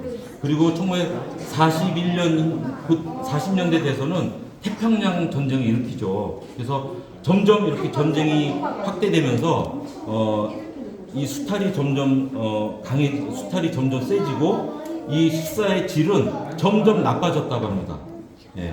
그래서 이 모래나 어떤 이 쌀만 들어가야 되는데 사실 쌀도 100% 쌀이 아니잖아요. 그래서 보시면 이제 옛날 교도소가 뭐 감옥 가는 걸 콩밥 먹는다 뭐 이런 말도 하거든요. 그러니까 쌀을 주는 게 아니거든요.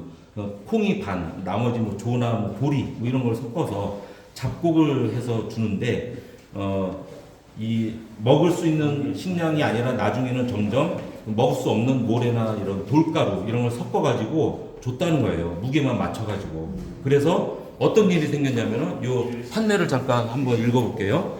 어떤 일이 있었냐면은 여운형 같은 분은 여기 옥 생활을 감옥 생활을 하신 독립운동가들이 많은 나중에 회고록도 많이 쓰셨는데 그 중에 여운형 선생 같은 분은 이런 얘기를 해요. 감옥소 덕에 얻은 병이 5가지다. 맨 처음에 상해에서 잡힐 적에 여기 운동장에서 격투하다가 귀를 얻어 맞았는데 그때 고막이 상했다. 이렇게 나오고 한쪽 귀가 병신되어 말았다. 그 다음에는 여기 나옵니다. 옥에서 주는 조밥을 먹다가 돌을 깨물어서 이 한 개가 그만 부스러지고 말았다. 웬일인지 잇몸 전체가 상하고 염증을 일으켜서 괴로웠다. 옥에 갇힌 지 며칠 못 가서 또 신경통이 격렬하게 일어났다. 그통에 머리와 수염이 이렇게 하얗게 새어버렸다.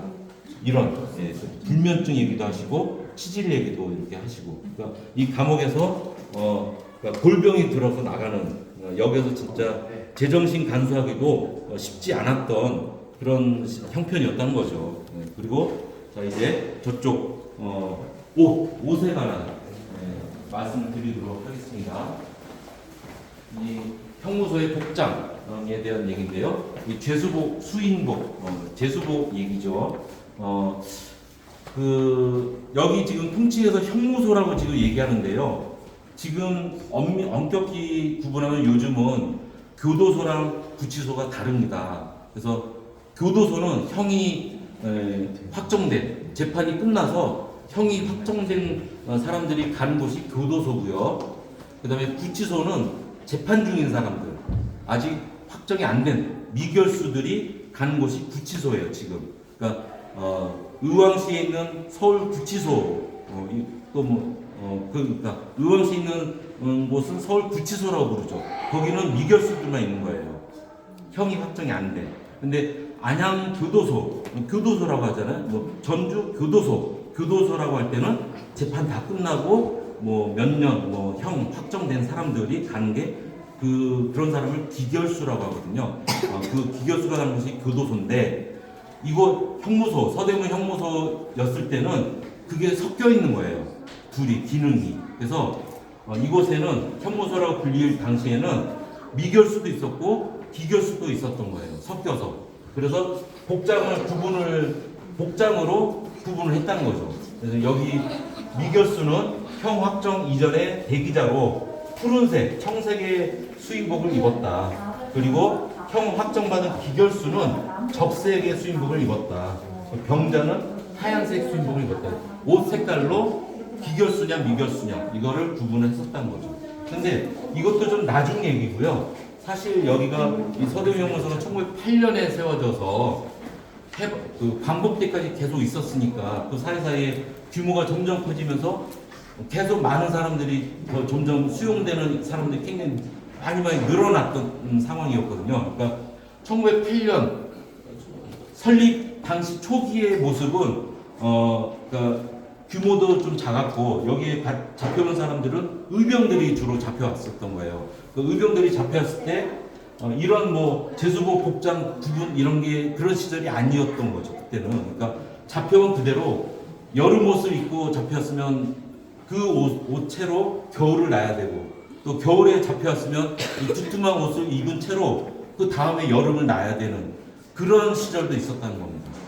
이렇게 딱 구분해서 나중에 또 밖에 있는 사람들이 옷 사서 들여보는 이거는 나중 얘기고, 진짜 초기에 진짜 힘들었던 초기의 모습도 우리가 생각을 해야 되고요. 여기서 한 가지 질문을 드려볼게요. 이 형무소에서 여름이 훨씬 나기 편할까요? 아니면 수월할까요? 아니면 겨울이 수월할까요? 어떻게 생각하실까요? 여름이 나으실까요? 여름이 낫다 생각하세요? 겨울이? 왜요? 한번 추워서요? 지금 우리 어린이가 거의 정답을 말씀하신 거랑 다름이 없어요. 왜냐하면요, 여기 지내본 사람들은요, 그러니까 여기 그 형무소 살아봤던 사람들은 겨울이 그나마 낫다. 왜냐? 옆에 있는 사람들이 서로 이렇게 체온에 의지해서 이 추운 겨울을 나을 때 옆에 있는 사람들이 도움이 됐다는 거예요. 그 좁은 감방에 많은 사람들이 또 수용이 되니까. 그런데 여름에는 이 더운 여름에 에어컨도 없고 제대로 이렇게 실내가 쾌적한 실내가 아니잖아요. 그러니까 옆에 있는 사람들이 한없이 이렇게 막 미워지더라는 거죠. 그래서 여름이 더 힘들었다. 진짜 징역은 여름 징역이 더 진짜 힘든 징역이다 라고 했답니다. 자, 그러면 얼마나 좁은 공간인지 한번 가서 볼게요. 자, 이제 감방으로 옥사로 이동하겠습니다.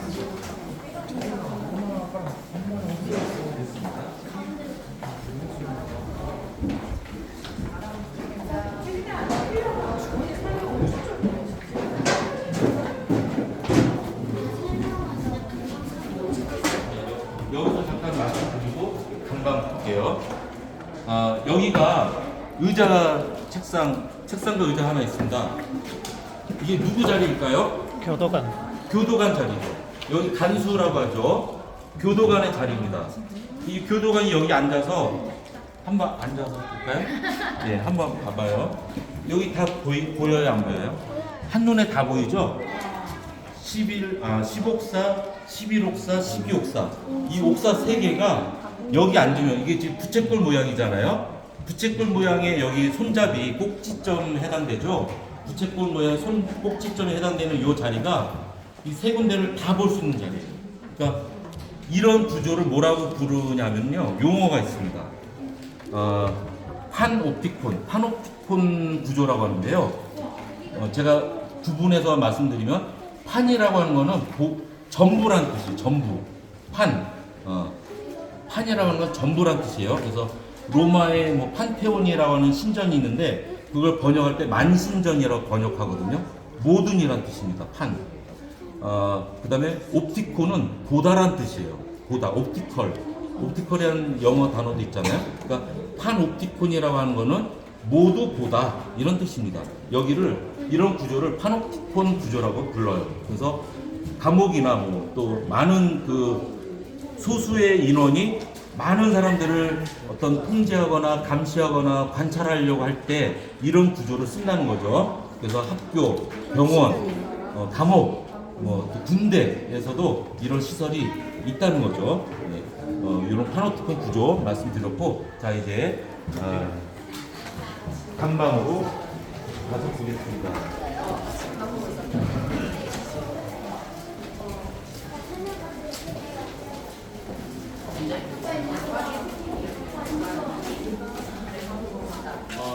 여기는 일반 감방은 아니고요.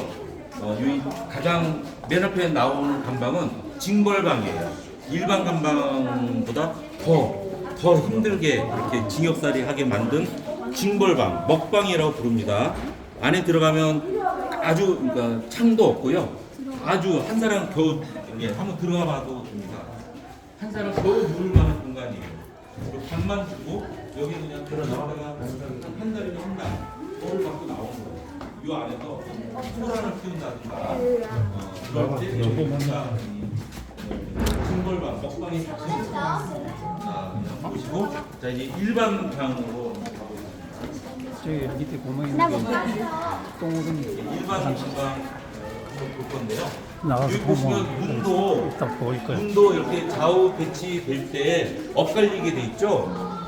요 문도 엇갈려서 문이 열렸을 때 맞은편이 잘 제대로 안 보이게끔 엇갈려 배치를 하는 것도 한번 보셔야 되고요. 여기 시설 중에 여기 안에 들어가서 이거 한번 눌러볼래요? 뭐야? 지금 어린이가 한 명 들어가서 안에서 눌렀더니 이게 떨어져 나왔습니다. 이런 장치가 이 감방에는 있는데요. 이게 뭐냐면 폐통이라고 불러요. 폐통. 이 용어가 폐통인데 이게 왜 있을까요? 교도관 부를 때 사용하는 거 아닐까요? 네? 교도관 부를 때. 교도관 부를 때. 네. 맞아요. 그러니까 여기 보시면 지금은 우리가 사람 많이 있고 이렇게 저쪽에서 볼 때 안 보이겠지만 아무도 여기 없잖아요. 여기가 형무소일 때는 아무도 없을 거 아니에요. 그리고 그 간수 자리에서 여기 보면은 이게 떨어지는 게 보이겠죠. 그러면 여기 무슨 일이 있구나 하고 오는 거죠. 그럼 와서 이걸 열고, 이거 원래 닫혀 있는데 이거 열고 안을 들여다 보는 겁니다. 근데 여기 재밌는 게 밖에서 안을 들여다 볼 때는 다 보여요. 감방 안이. 안에 들어가서 그런데 안에서 바깥을 볼 안에서는 때는 안 보여. 요거만 보이게 돼 있어요. 한번 들어가서 볼까요? 이렇게 돼 있죠. 이거 한번 보시고 이제 안으로 한번 들어가 보십시오. 자, 들어가보세요. 이렇게 생겼어요. 네. 그러니까 여기가 이게 파여가지고 밖에서 안을 보면은 이게 파였으니까 다 보이죠, 안쪽이. 근데 요 안에 있는 사람은 밖에 볼 때는 요거밖에 안 보이겠죠. 이해되시죠? 네, 요런 구조로 돼 있어요. 그리고 요거를 누르면은 아까 그 나무 통이 내려가는 거죠.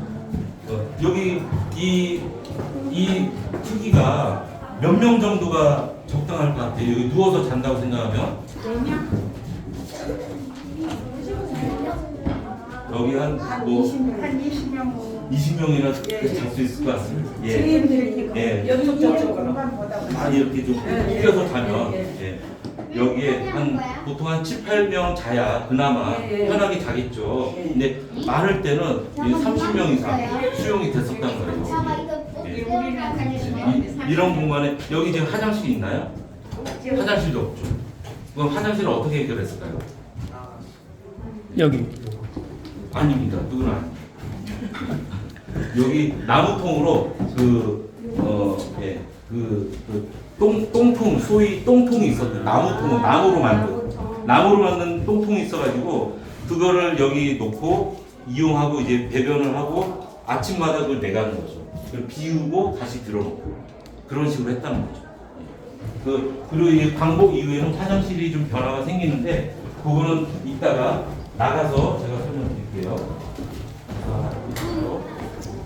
따라오시죠.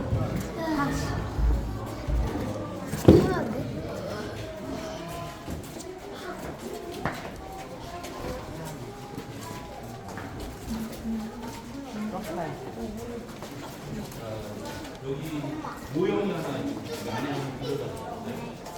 지금 뭔가를 하거든요. 뭘 하는 것 같이 보이시나요? 뭔가 하죠. 이쪽으로 와서 또 한번 보시죠. 이쪽에 한번 또 와서 보시면 여기도 모형이 있어요. 근데 이분도 뭔가 해요. 뭘 하는 것처럼 보이시나요? 예, 대화. 예. 한쪽에서는 벽을 두드리고 있고요. 한쪽에서는 벽에다가 귀를 대고 듣고 있어요. 그러니까 이 감옥에서는, 이 감방에서는 말로 할 수가 없는 거예요. 말을 할 수 없거든요. 통제가 되니까 말을 못하게 하니까 이 감옥 안에서 이 감방끼리 서로 약속을 정해가지고 이렇게 서로 정보를 전달하는, 자기 말하고 싶은 거를 전달하는 방법이 타벽 통보법이라고 하는 방법이 있었다고 합니다. 그래서 이 벽을 두드려 가지고 미리 약속을 해놓은 뭔가 어떤 그런 기호가 있는 거죠. 그러니까 한 번 두드리고 두 번 두드리고 뭐 길게 두드리냐 짧게 두드리냐 이게 아프겠지만 이 두드리면서 이 정보를 주고받던 방식인 거예요. 그거를 타벽 통보법이라고 했답니다. 근데 여기에 또 얽힌 얘기가 있어요. 여기 안창호 선생님이 아까 1932년에 상해에서 홍포 윤봉길 의거로 안창호 선생님이 제때 피하지 못하고 잡혀서 서대문 형무소 끌려왔거든요. 1932년 끌려와서 이곳에서 안창호 선생님이 그 옥고를 겪고 있을 때 이 타벽 통보법을 배우는 중에 이게 발각될 뻔했었답니다. 다른 분한테 배우다가 순찰하던 간수한테 발각이 되자 그 김정년이라고 하는 그 가르치고 있었던 사람이 그 똥통을 뒤집어 엎고 소란을 피워서 겨우 위기를 넘겼다. 이런 에피소드가 전해져 오는 그런 겁니다. 엄마 저기 안에. 여기 똥통이란 말이 나오죠. 그러니까 이 실내에 화장실이 요즘 말하는 화장실이 없고 그 용변을 처리하는 똥통이 있었던 거예요. 근데 그게 나중에 광복된 이후에는 그 화장실이 설치가 되거든요. 근데 지금 그 설치된 모습이 어떤 모습이었는지를 제가 보여드리겠습니다. 저를 따라와 주시죠.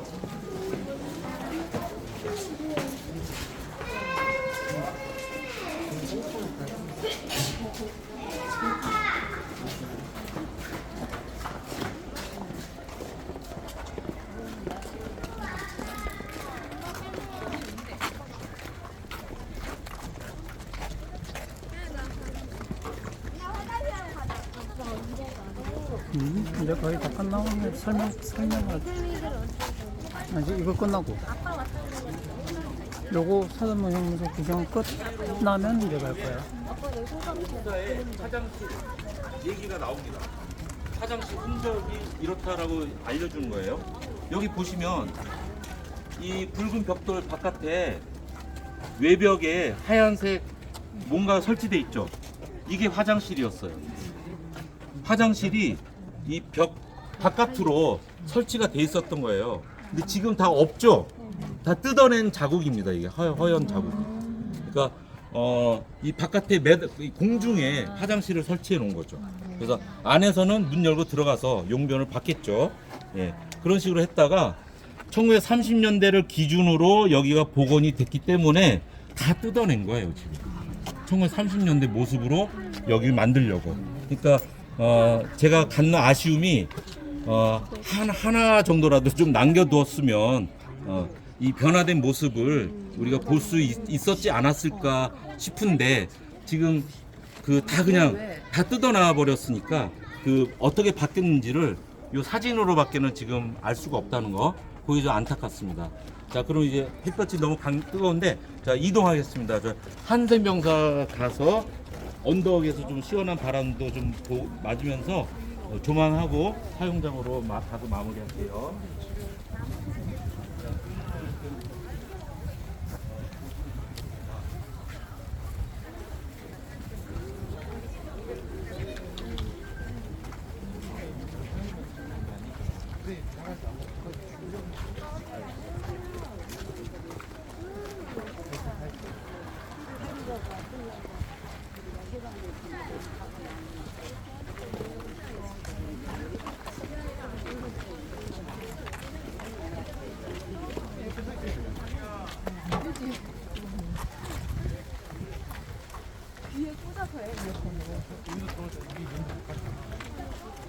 오늘 정도 됐어요. 여기 이제 공장이라고 써 있는데요. 공작사라고도 예전에 불렀는데요.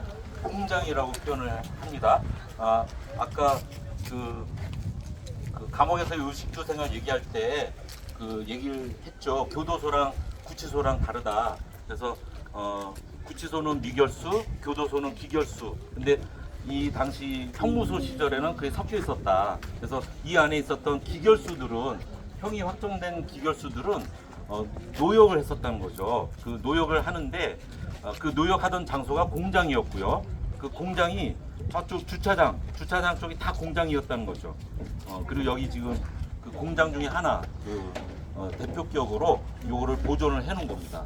그 안에는 지금 실내 전시물들이 걸려 있거든요. 근데 지금 안에 들어가도 뭐 예전에 어떻게 일을 했는지는 지금 알 수가 없는데요. 여기에서 주로 만들었던 물건이, 그러니까 형무소마다 주로 만들었던 물건이 달랐대요. 그래서 아까 맨 처음에 말씀드릴 때 처음부터 들으신 분은 마포에 경성 감옥이 생겼다는 걸 말씀을 아까 드렸었는데, 그 마포에 경성 감옥 생기고 이곳이 서대문 감옥으로 바뀌었는데요. 그 경성 감옥에는 벽돌을 찍었다고 합니다. 벽돌을 만들었대요. 경성 감옥에서는.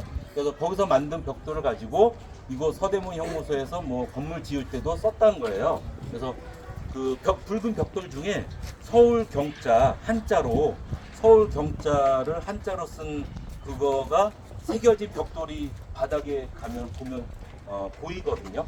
나중에 한번 보시면 제가 딱 기회 되면은 저거 서울 경자 써 있는 벽돌입니다 말씀드릴게요. 그래서 경성 감옥에서는 벽돌을 만들었고, 이곳 서대문 감옥에서는, 서대문 형무소에서는 뭐를 주로 만들었냐면은 옷을 만들었다고 합니다. 옷, 작업복 같은 거. 그래서 여기서 만들어진 작업복이 다른 지역의 그 형무소에 뿌려져서 거기서 쓰였다는 거죠. 그래서 여기 그 공장 시설이 굉장히 많이 꽤 있었고, 이 징역살이 한다라고 하잖아요. 이 징역이 뜻을 풀이하면은 혼날 징자에다가 불일 역자예요. 그래서 여기서 혼나고 또 불임을 당한다, 이런 뜻이죠. 징역. 그래서 여기 공장 일을 하는 게 역입니다. 그렇게 이해하시면 되고, 자, 이제 한센병사 쪽으로 이동해보겠습니다.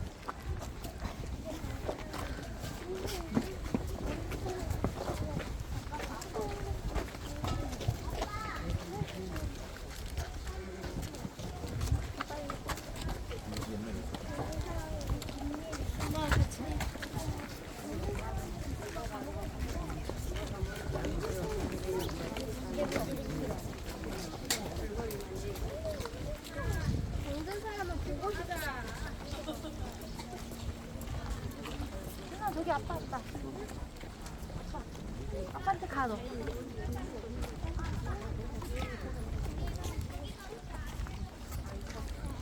아빠 사람 가. 아빠한테 같이. 아빠한테 있어. 너네 있어 아빠한테. 이거 아빠 갖다 줬잖아.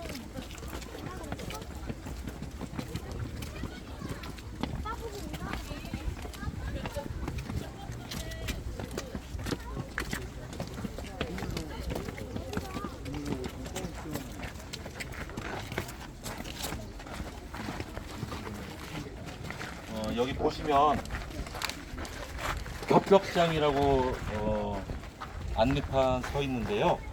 이 겹벽장 저기 보이십니까? 겹벽장? 예, 저 시설이 겹벽장이라는 시설이에요. 그 일제 강점기 때는 이랬고 해방 이후에는 이랬다 이렇게 보여주는 거죠. 비교해서. 그래서 일제 강점기 때 모습으로 이제 복원을 해놓은 거죠. 보시면은 수감자들을 격리해서 운동시키는 체육시설이다 이렇게 돼 있죠. 저 칸막이 쳐져 있는 공간에 뭐 한 명 내지는 뭐 두세 명 이렇게 들어가서 운동을 시킨 거예요. 그러니까 운동시킨다고 한 게 뭐 무슨 운동기구 주고 하는 게 아니라 그 안에서 그냥 돌아다니고 뭐 앉아서 쉬든 뭐 햇볕을 뭐 쬐도 알아서 하는 거죠. 그 안에 자유 시간으로 그 안에서 한 20분 뭐 이렇게 시간을 주고 알아서 운동하고 나와라 이렇게 하는 거죠. 그리고 저 시설도 보면 부채꼴 모양이잖아요. 저쪽 꼭지점에 해당되는 저쪽에 입구 쪽에 간수가 서 있어요. 그러면 한눈에 다 보이겠죠. 그래서 아까 그런 구조를 뭐라 그랬죠? 한눈에 다 보는 거. 파놉티콘 구조라고 한다고 했습니다. 그래서 파놉티콘 구조로 겹벽장도 만들어져 있습니다. 저기에서 운동을 했었다. 그리고 제가 한번 뒤돌아 보실까요? 뒤돌아서 좀 멀리 언덕을 보시면 무슨 마징가 제트가 나올 것만 같은 돔이 하나 있고요.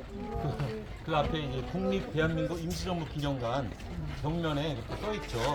이 서대문 형무소 바로 옆에 대한민국 임시정부 기념관이 작년 3일절에 오픈을 했습니다.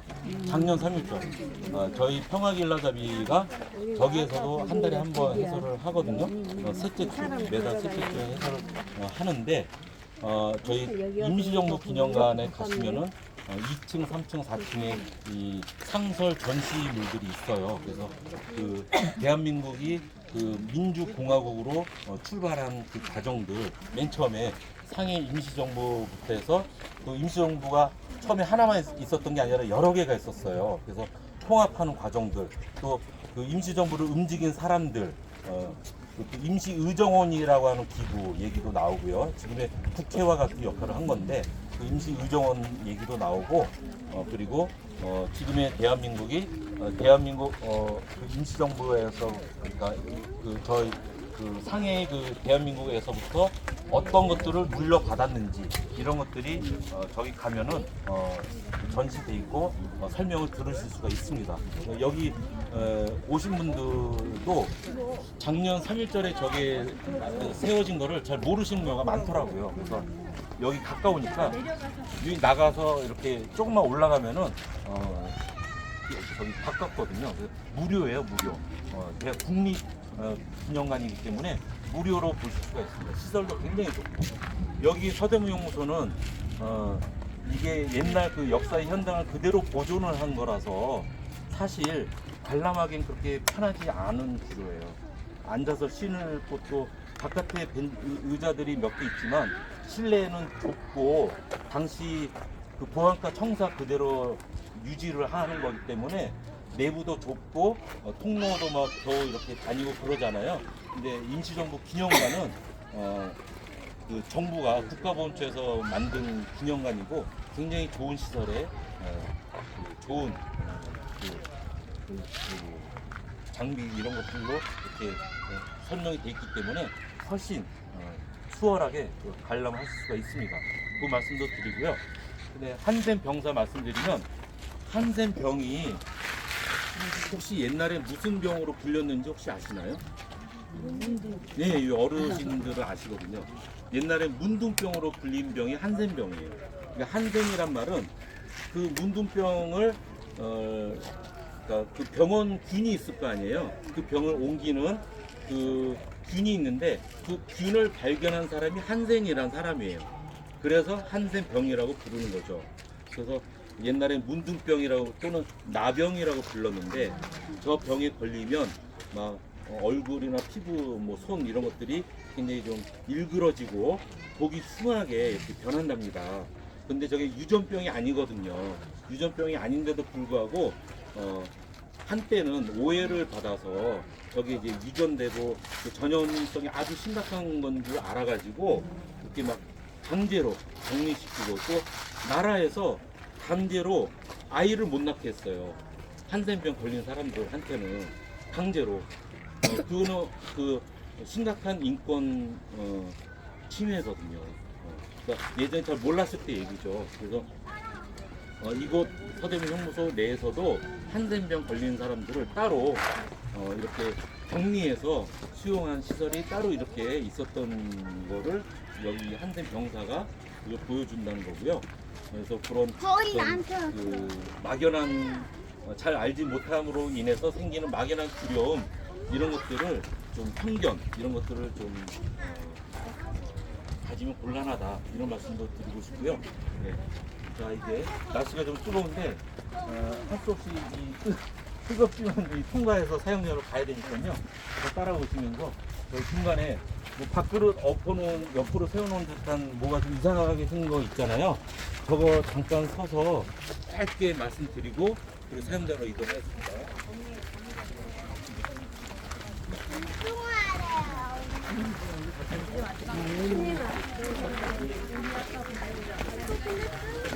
들리면 돼. 옛날에 그거 아니야? 아빠는 지금 선크림 안 발라. 옛날 그거 아니야? 옛날에 그거 있잖아.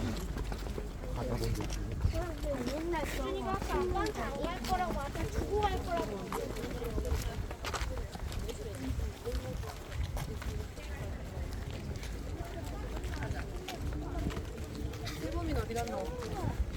저 벌레랑 사투 중이다. 근데 아빠 벌이 물에 빠졌어. 좀 낫지? 벌이 물에 빠졌어. 왜? 몰라. 날다가 지 혼자 그냥 빠졌겠지. 여기 보시면 꽃이 놓여져 있습니다. 저기 꽃이 놓여져 있고 지금 저 밥그릇 형태로 생긴 이쪽이 기념물인데요. 저 기념물은 알고 보면은 추모비입니다.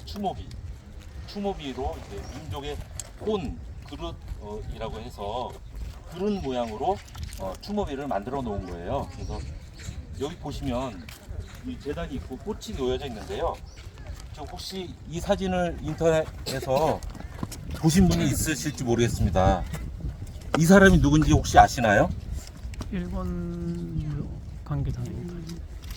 예. 이 사람은 일본의 총리를 지냈던 사람이에요. 하토야마 유키오라는 사람인데요. 일본의 그 자민당 말고 민주당이 잠깐 정권을 잡은 적이 있었어요. 그래서 그 일본의 민주당 출신의 그 총리 출신인데요. 총리를 오래 하진 못했지만 총리 끝나고 나중에 한국에 와서 이곳에 와서 이렇게 무릎 꿇고 사죄를 한 적이 있었어요. 이곳에. 예. 그래서 이 하토야마 총리의 그 사과하는 그런 그러니까 일본인 중에서는 또 이렇게 사과하는 사사람도 있습니다. 예, 일본 총리 몇 출신인데. 년도예요 혹시? 네? 몇 년도예요? 2015년인가 지금 제가 하토야마 유키오를 한번 쳐보시겠어요? 네네네. 예, 하토야마 총리. 제가 지금 갑자기 지금 기억이 2014년인지 15년인지 그렇습니다. 총리 끝나고 나서 왔을 때 얘기입니다. 현직에서는 사과를 안 했죠. 우리도 여기 잠깐 일본 총리도 와서 사죄하는 그런 곳입니다. 그러니까 이곳이 박물관인데요. 역사의 현장이고 많은 학생들이 와서 공부하는 곳이기도 한데 한편으로 현충 시설이에요. 여기는. 그러니까 왜냐하면 이곳에서 그 독립운동 하셨던 분들이 또 민주운동 하셨던 분들이 실제로 목숨을 잃은 곳이거든요. 여기 묘는 없어요. 묘는 없지만 현충 시설입니다.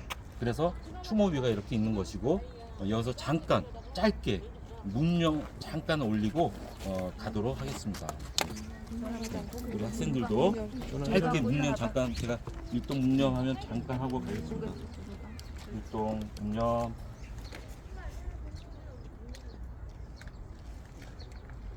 바로 네 감사합니다. 자 이제 마지막으로 사용장으로 이동하겠습니다.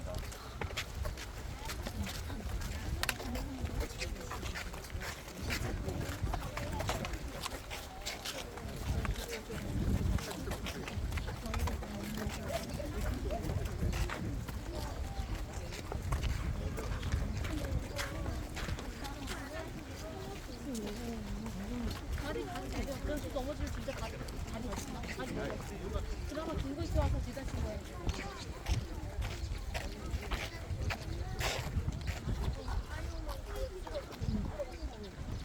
밟으면 안 되나 봐.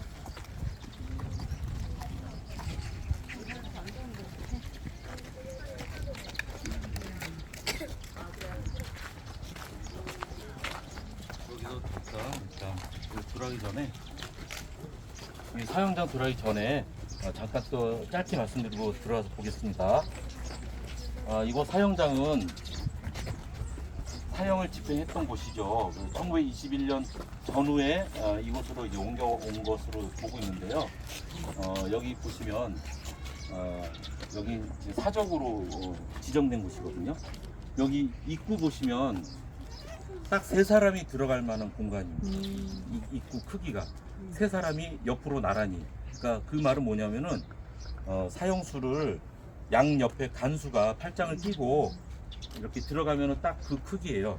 근데 반대편의 출구는 이렇게 생기지 않았어요. 이거보다 좁아요. 왜 그럴까요? 사형이 집행되고 나서 말하려고 했어요. 예. 사용되는 사람은 그렇죠.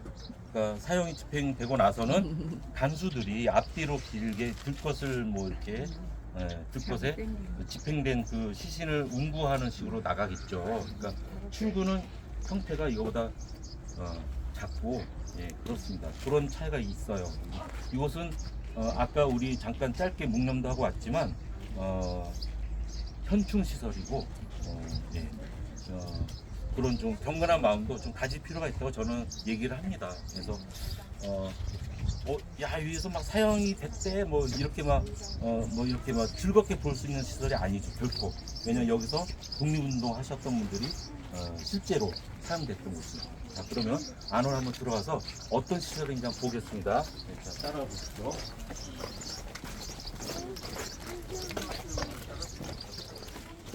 네, 여기까지 올라가셔도 됩니다.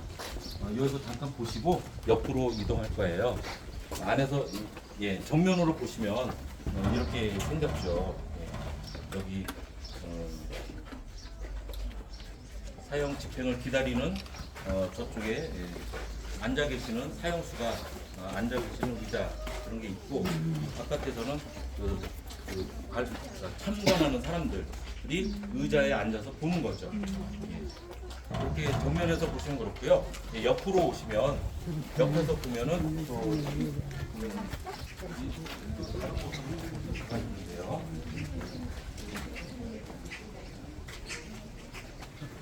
네. 저기 사형수 앉아 있을 그 의자 있고요. 옆에서 보면 또 좀 다르죠. 저렇게 의자가 있고 이쪽에 보시면은 그 사형수가 앉아 있는 의자가 그러니까 앉아 있다가 이제 옷을 다 입히고 나서 일어서게 하고 의자 치우고 그리고 레버를 당기는 거예요. 저 레버가 보입니다. 저 레버를 당기면 밑이 꺼지면서 그 판이 열리면서 매달려지는 거죠. 그런 식으로 이 교수형이 집행이 되는 그런 건데 이 사형수들의 집행을 이렇게 하는 간수들의 입장도 상당히 좀 괴로운 심경일 수가 있잖아요. 그래서 그런 그 간수들의 그 괴로운 심경을 다룬 영화도 있습니다. 집행자라는 영화가 있어요. 그런 영화도 있을 정도로 결코 쉬운 그런 일은 아니죠. 예. 그리고 이제 아까 그 보안과 청사에서 봤었던 그 시신 수습실 모형을 봤었는데 요 일로 오셔서 이제 요 계단으로 내려가면은 지금은 못 내려가죠. 출입 금지가 돼 있는데 일로 내려가면은 우리가 보안과 청사에서 봤었던 시신 수습실이 있는 거예요. 그 지하에 이 지하에서 시신을 수습하고 그리고 이 웅부 보시면 아까 입구보다는 출구는 훨씬 크기가 또 다르죠. 그래서 이렇게 나가는 그런 방식으로 되어 있습니다. 이곳 서대문 형무소 사형장에서 많은 독립운동가들 또 민주화운동가들이 목숨을 바치셨는데요. 우리가 그 종교를 위해서 목숨을 바치는 것은 순교라고 하죠. 근데 나라를 위해서 목숨을 바친 것은 순국이라고 합니다. 예, 순국. 나라를 위해서 목숨을 바친 많은 분들이 계시는데 여기 그 중에 아까 그 설명을 좀 미루었던 게 있었는데요. 그 민주화운동 판넬이 있었고 거기서 그 인혁당 재건이 사건을 나중에 말씀드리겠다라고 해서 요 사형장 때 이제 말씀드렸다는 미룬 게 있었어요. 그걸 짧게 좀 말씀드리고 마무리하도록 할게요. 이 인혁당 재건이 사건이라고 하는 것은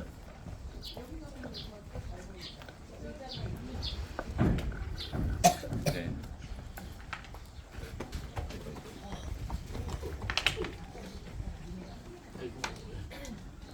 1974년에 있었던 사건입니다. 네.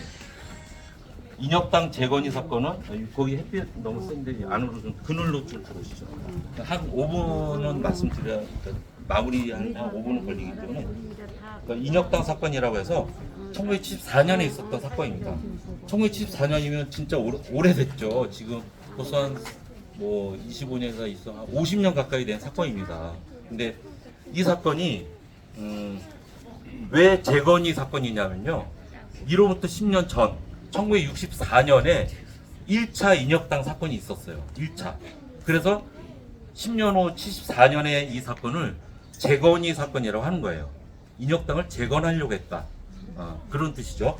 그리고 1차 인혁당 사건은 뭐냐면은 1964년에 있었던 1차 인혁당 사건은 한일 협정을 반대하는 그 대학생들의 시위를 그 당시 박정희 정권 때 박정희 정부에서 대학생들의 한일협정 반대 시위를 그러니까 누르려고 그 배후에 북한의 사주를 받는 지하당이 있다.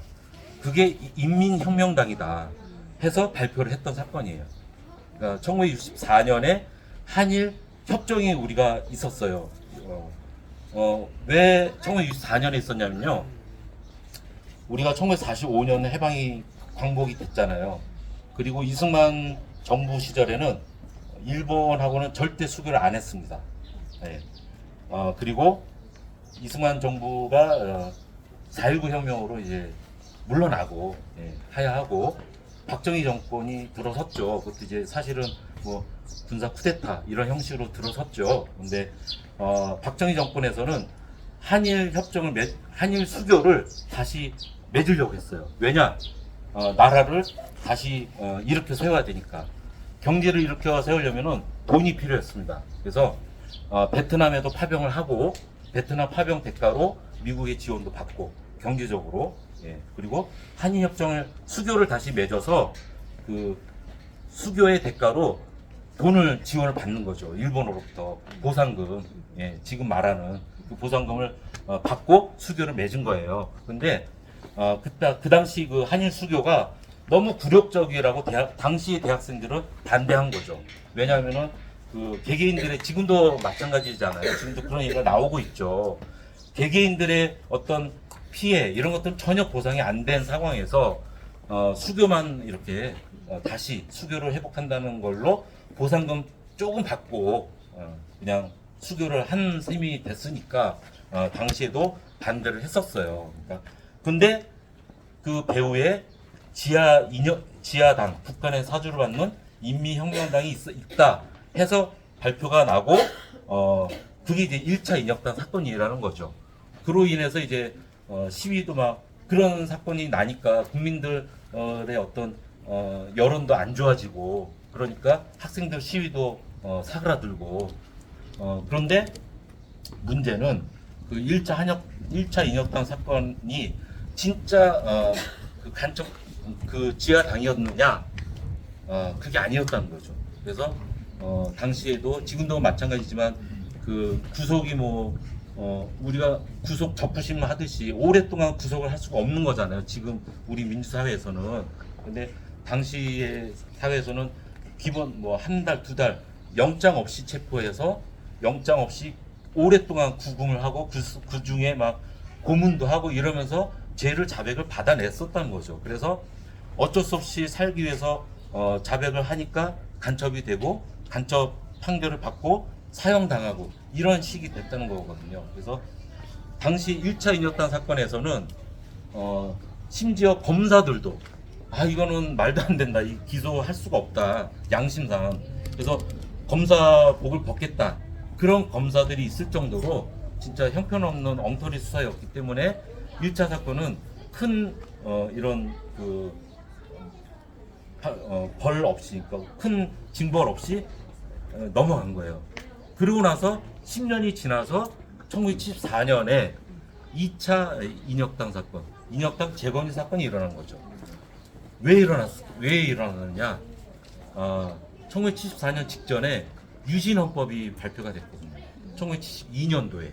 그래서 유신헌법에 반대하는 또 전국적인 학생과 또 종교인들 또 지식인들, 언론인들, 그때는 언론인들도 그렇게 옳은 소리를 했거든요. 그래서 그런 반대들이 전국적으로 있었고 그거를 또 진압을 해야 되니까 뭐 없나 해서 터트려진 게 바로 인혁당 재건이 사건이라는 거죠. 그래서 중앙정보부에서 주로 이런 사건들을 만들어내고 발표를 하는 그런 상황이었거든요. 그래서 이 1차 때 잡혀서 그나마 풀려났던 사람들이 2차 때 막 그대로 거의 잡혔는데 그 가해자들도 거의 비슷합니다. 이 보시면 1차 인혁당 사건 때 법무장관인 민복기라는 사람은 1974년에는 대법원장이 됐어요. 예. 그리고 신직수라고 64년도에 검찰총장 하던 사람은 74년도에는 중앙정보부장으로 이 사건을 발표를 했고요. 이용택이라고 하는 수사과장은 중앙정보부 6국장이 됐어요. 중앙정보부 안에 5국, 6국 이런 그 숫자로 그 부서를 이름을 붙여가지고 했었는데 일을 했었는데 6국은 주로 이제 학생들 학원가라고 그러죠. 학생들을 이렇게 시찰하고 감시하는 그런 부서가 6국이었거든요. 그래서 이때 이제 그 유신헌법 반대하는 전국적인 학생 조직이 전국 민주학생총연맹 그런 게 있었는데 그 배후에 인혁당 재건이가 있더라 이렇게 발표가 난 거죠. 그래서 1차 때랑 비슷하게 그 같은 사람들이 잡혀와가지고 재판을 받아서 그런데 1차 때랑 다르게 1차 때는 그냥 큰 고통 없이 풀려났거든요. 대부분. 2차 때는 이 인혁당 재건이 사건 때는 놀랍게도 사형 판결이 있고 나서 18시간 만에 8명이 사형이 됐어요. 네. 이분들이 이 8분이 이곳에서 사형이 되셨습니다. 진짜 놀랄 만한 일입니다. 왜냐하면 18시간 만에 그런 사형이 된다는 거는 말도 안 되는 거거든요.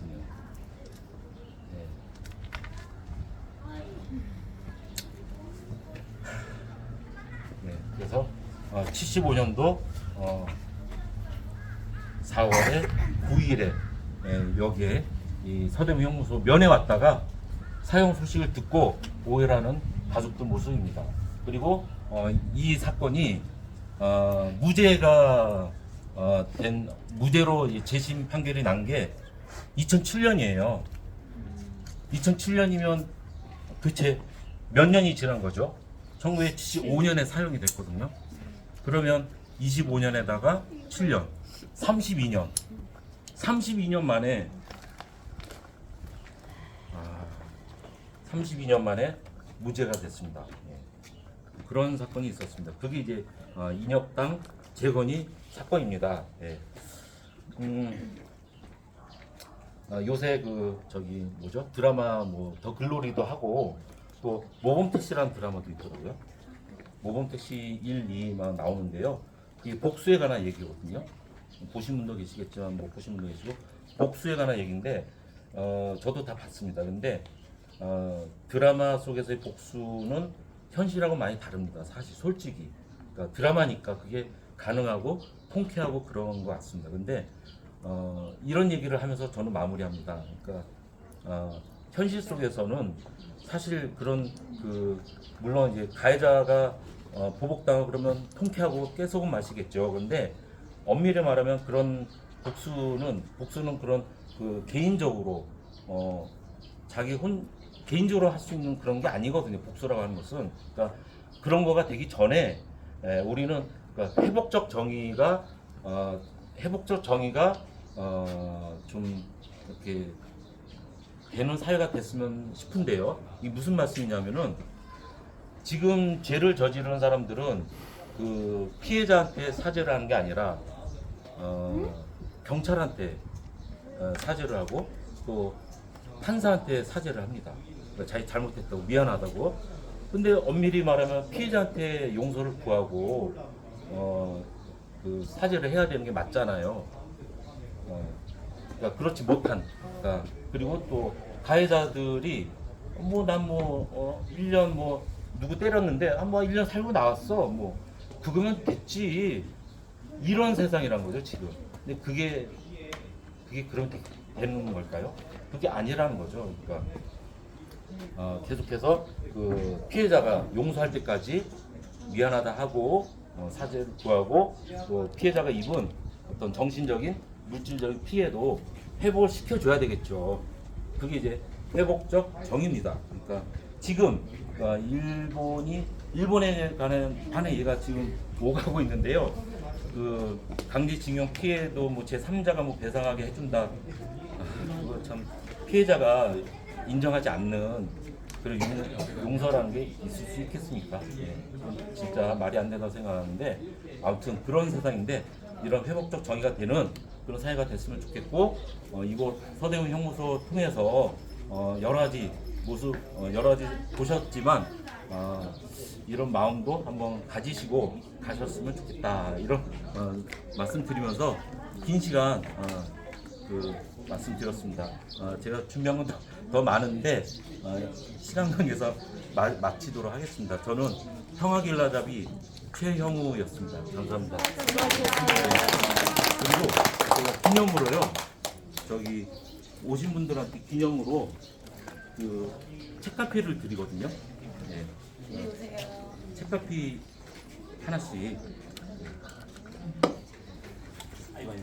기념으로 드린 거예요. 예.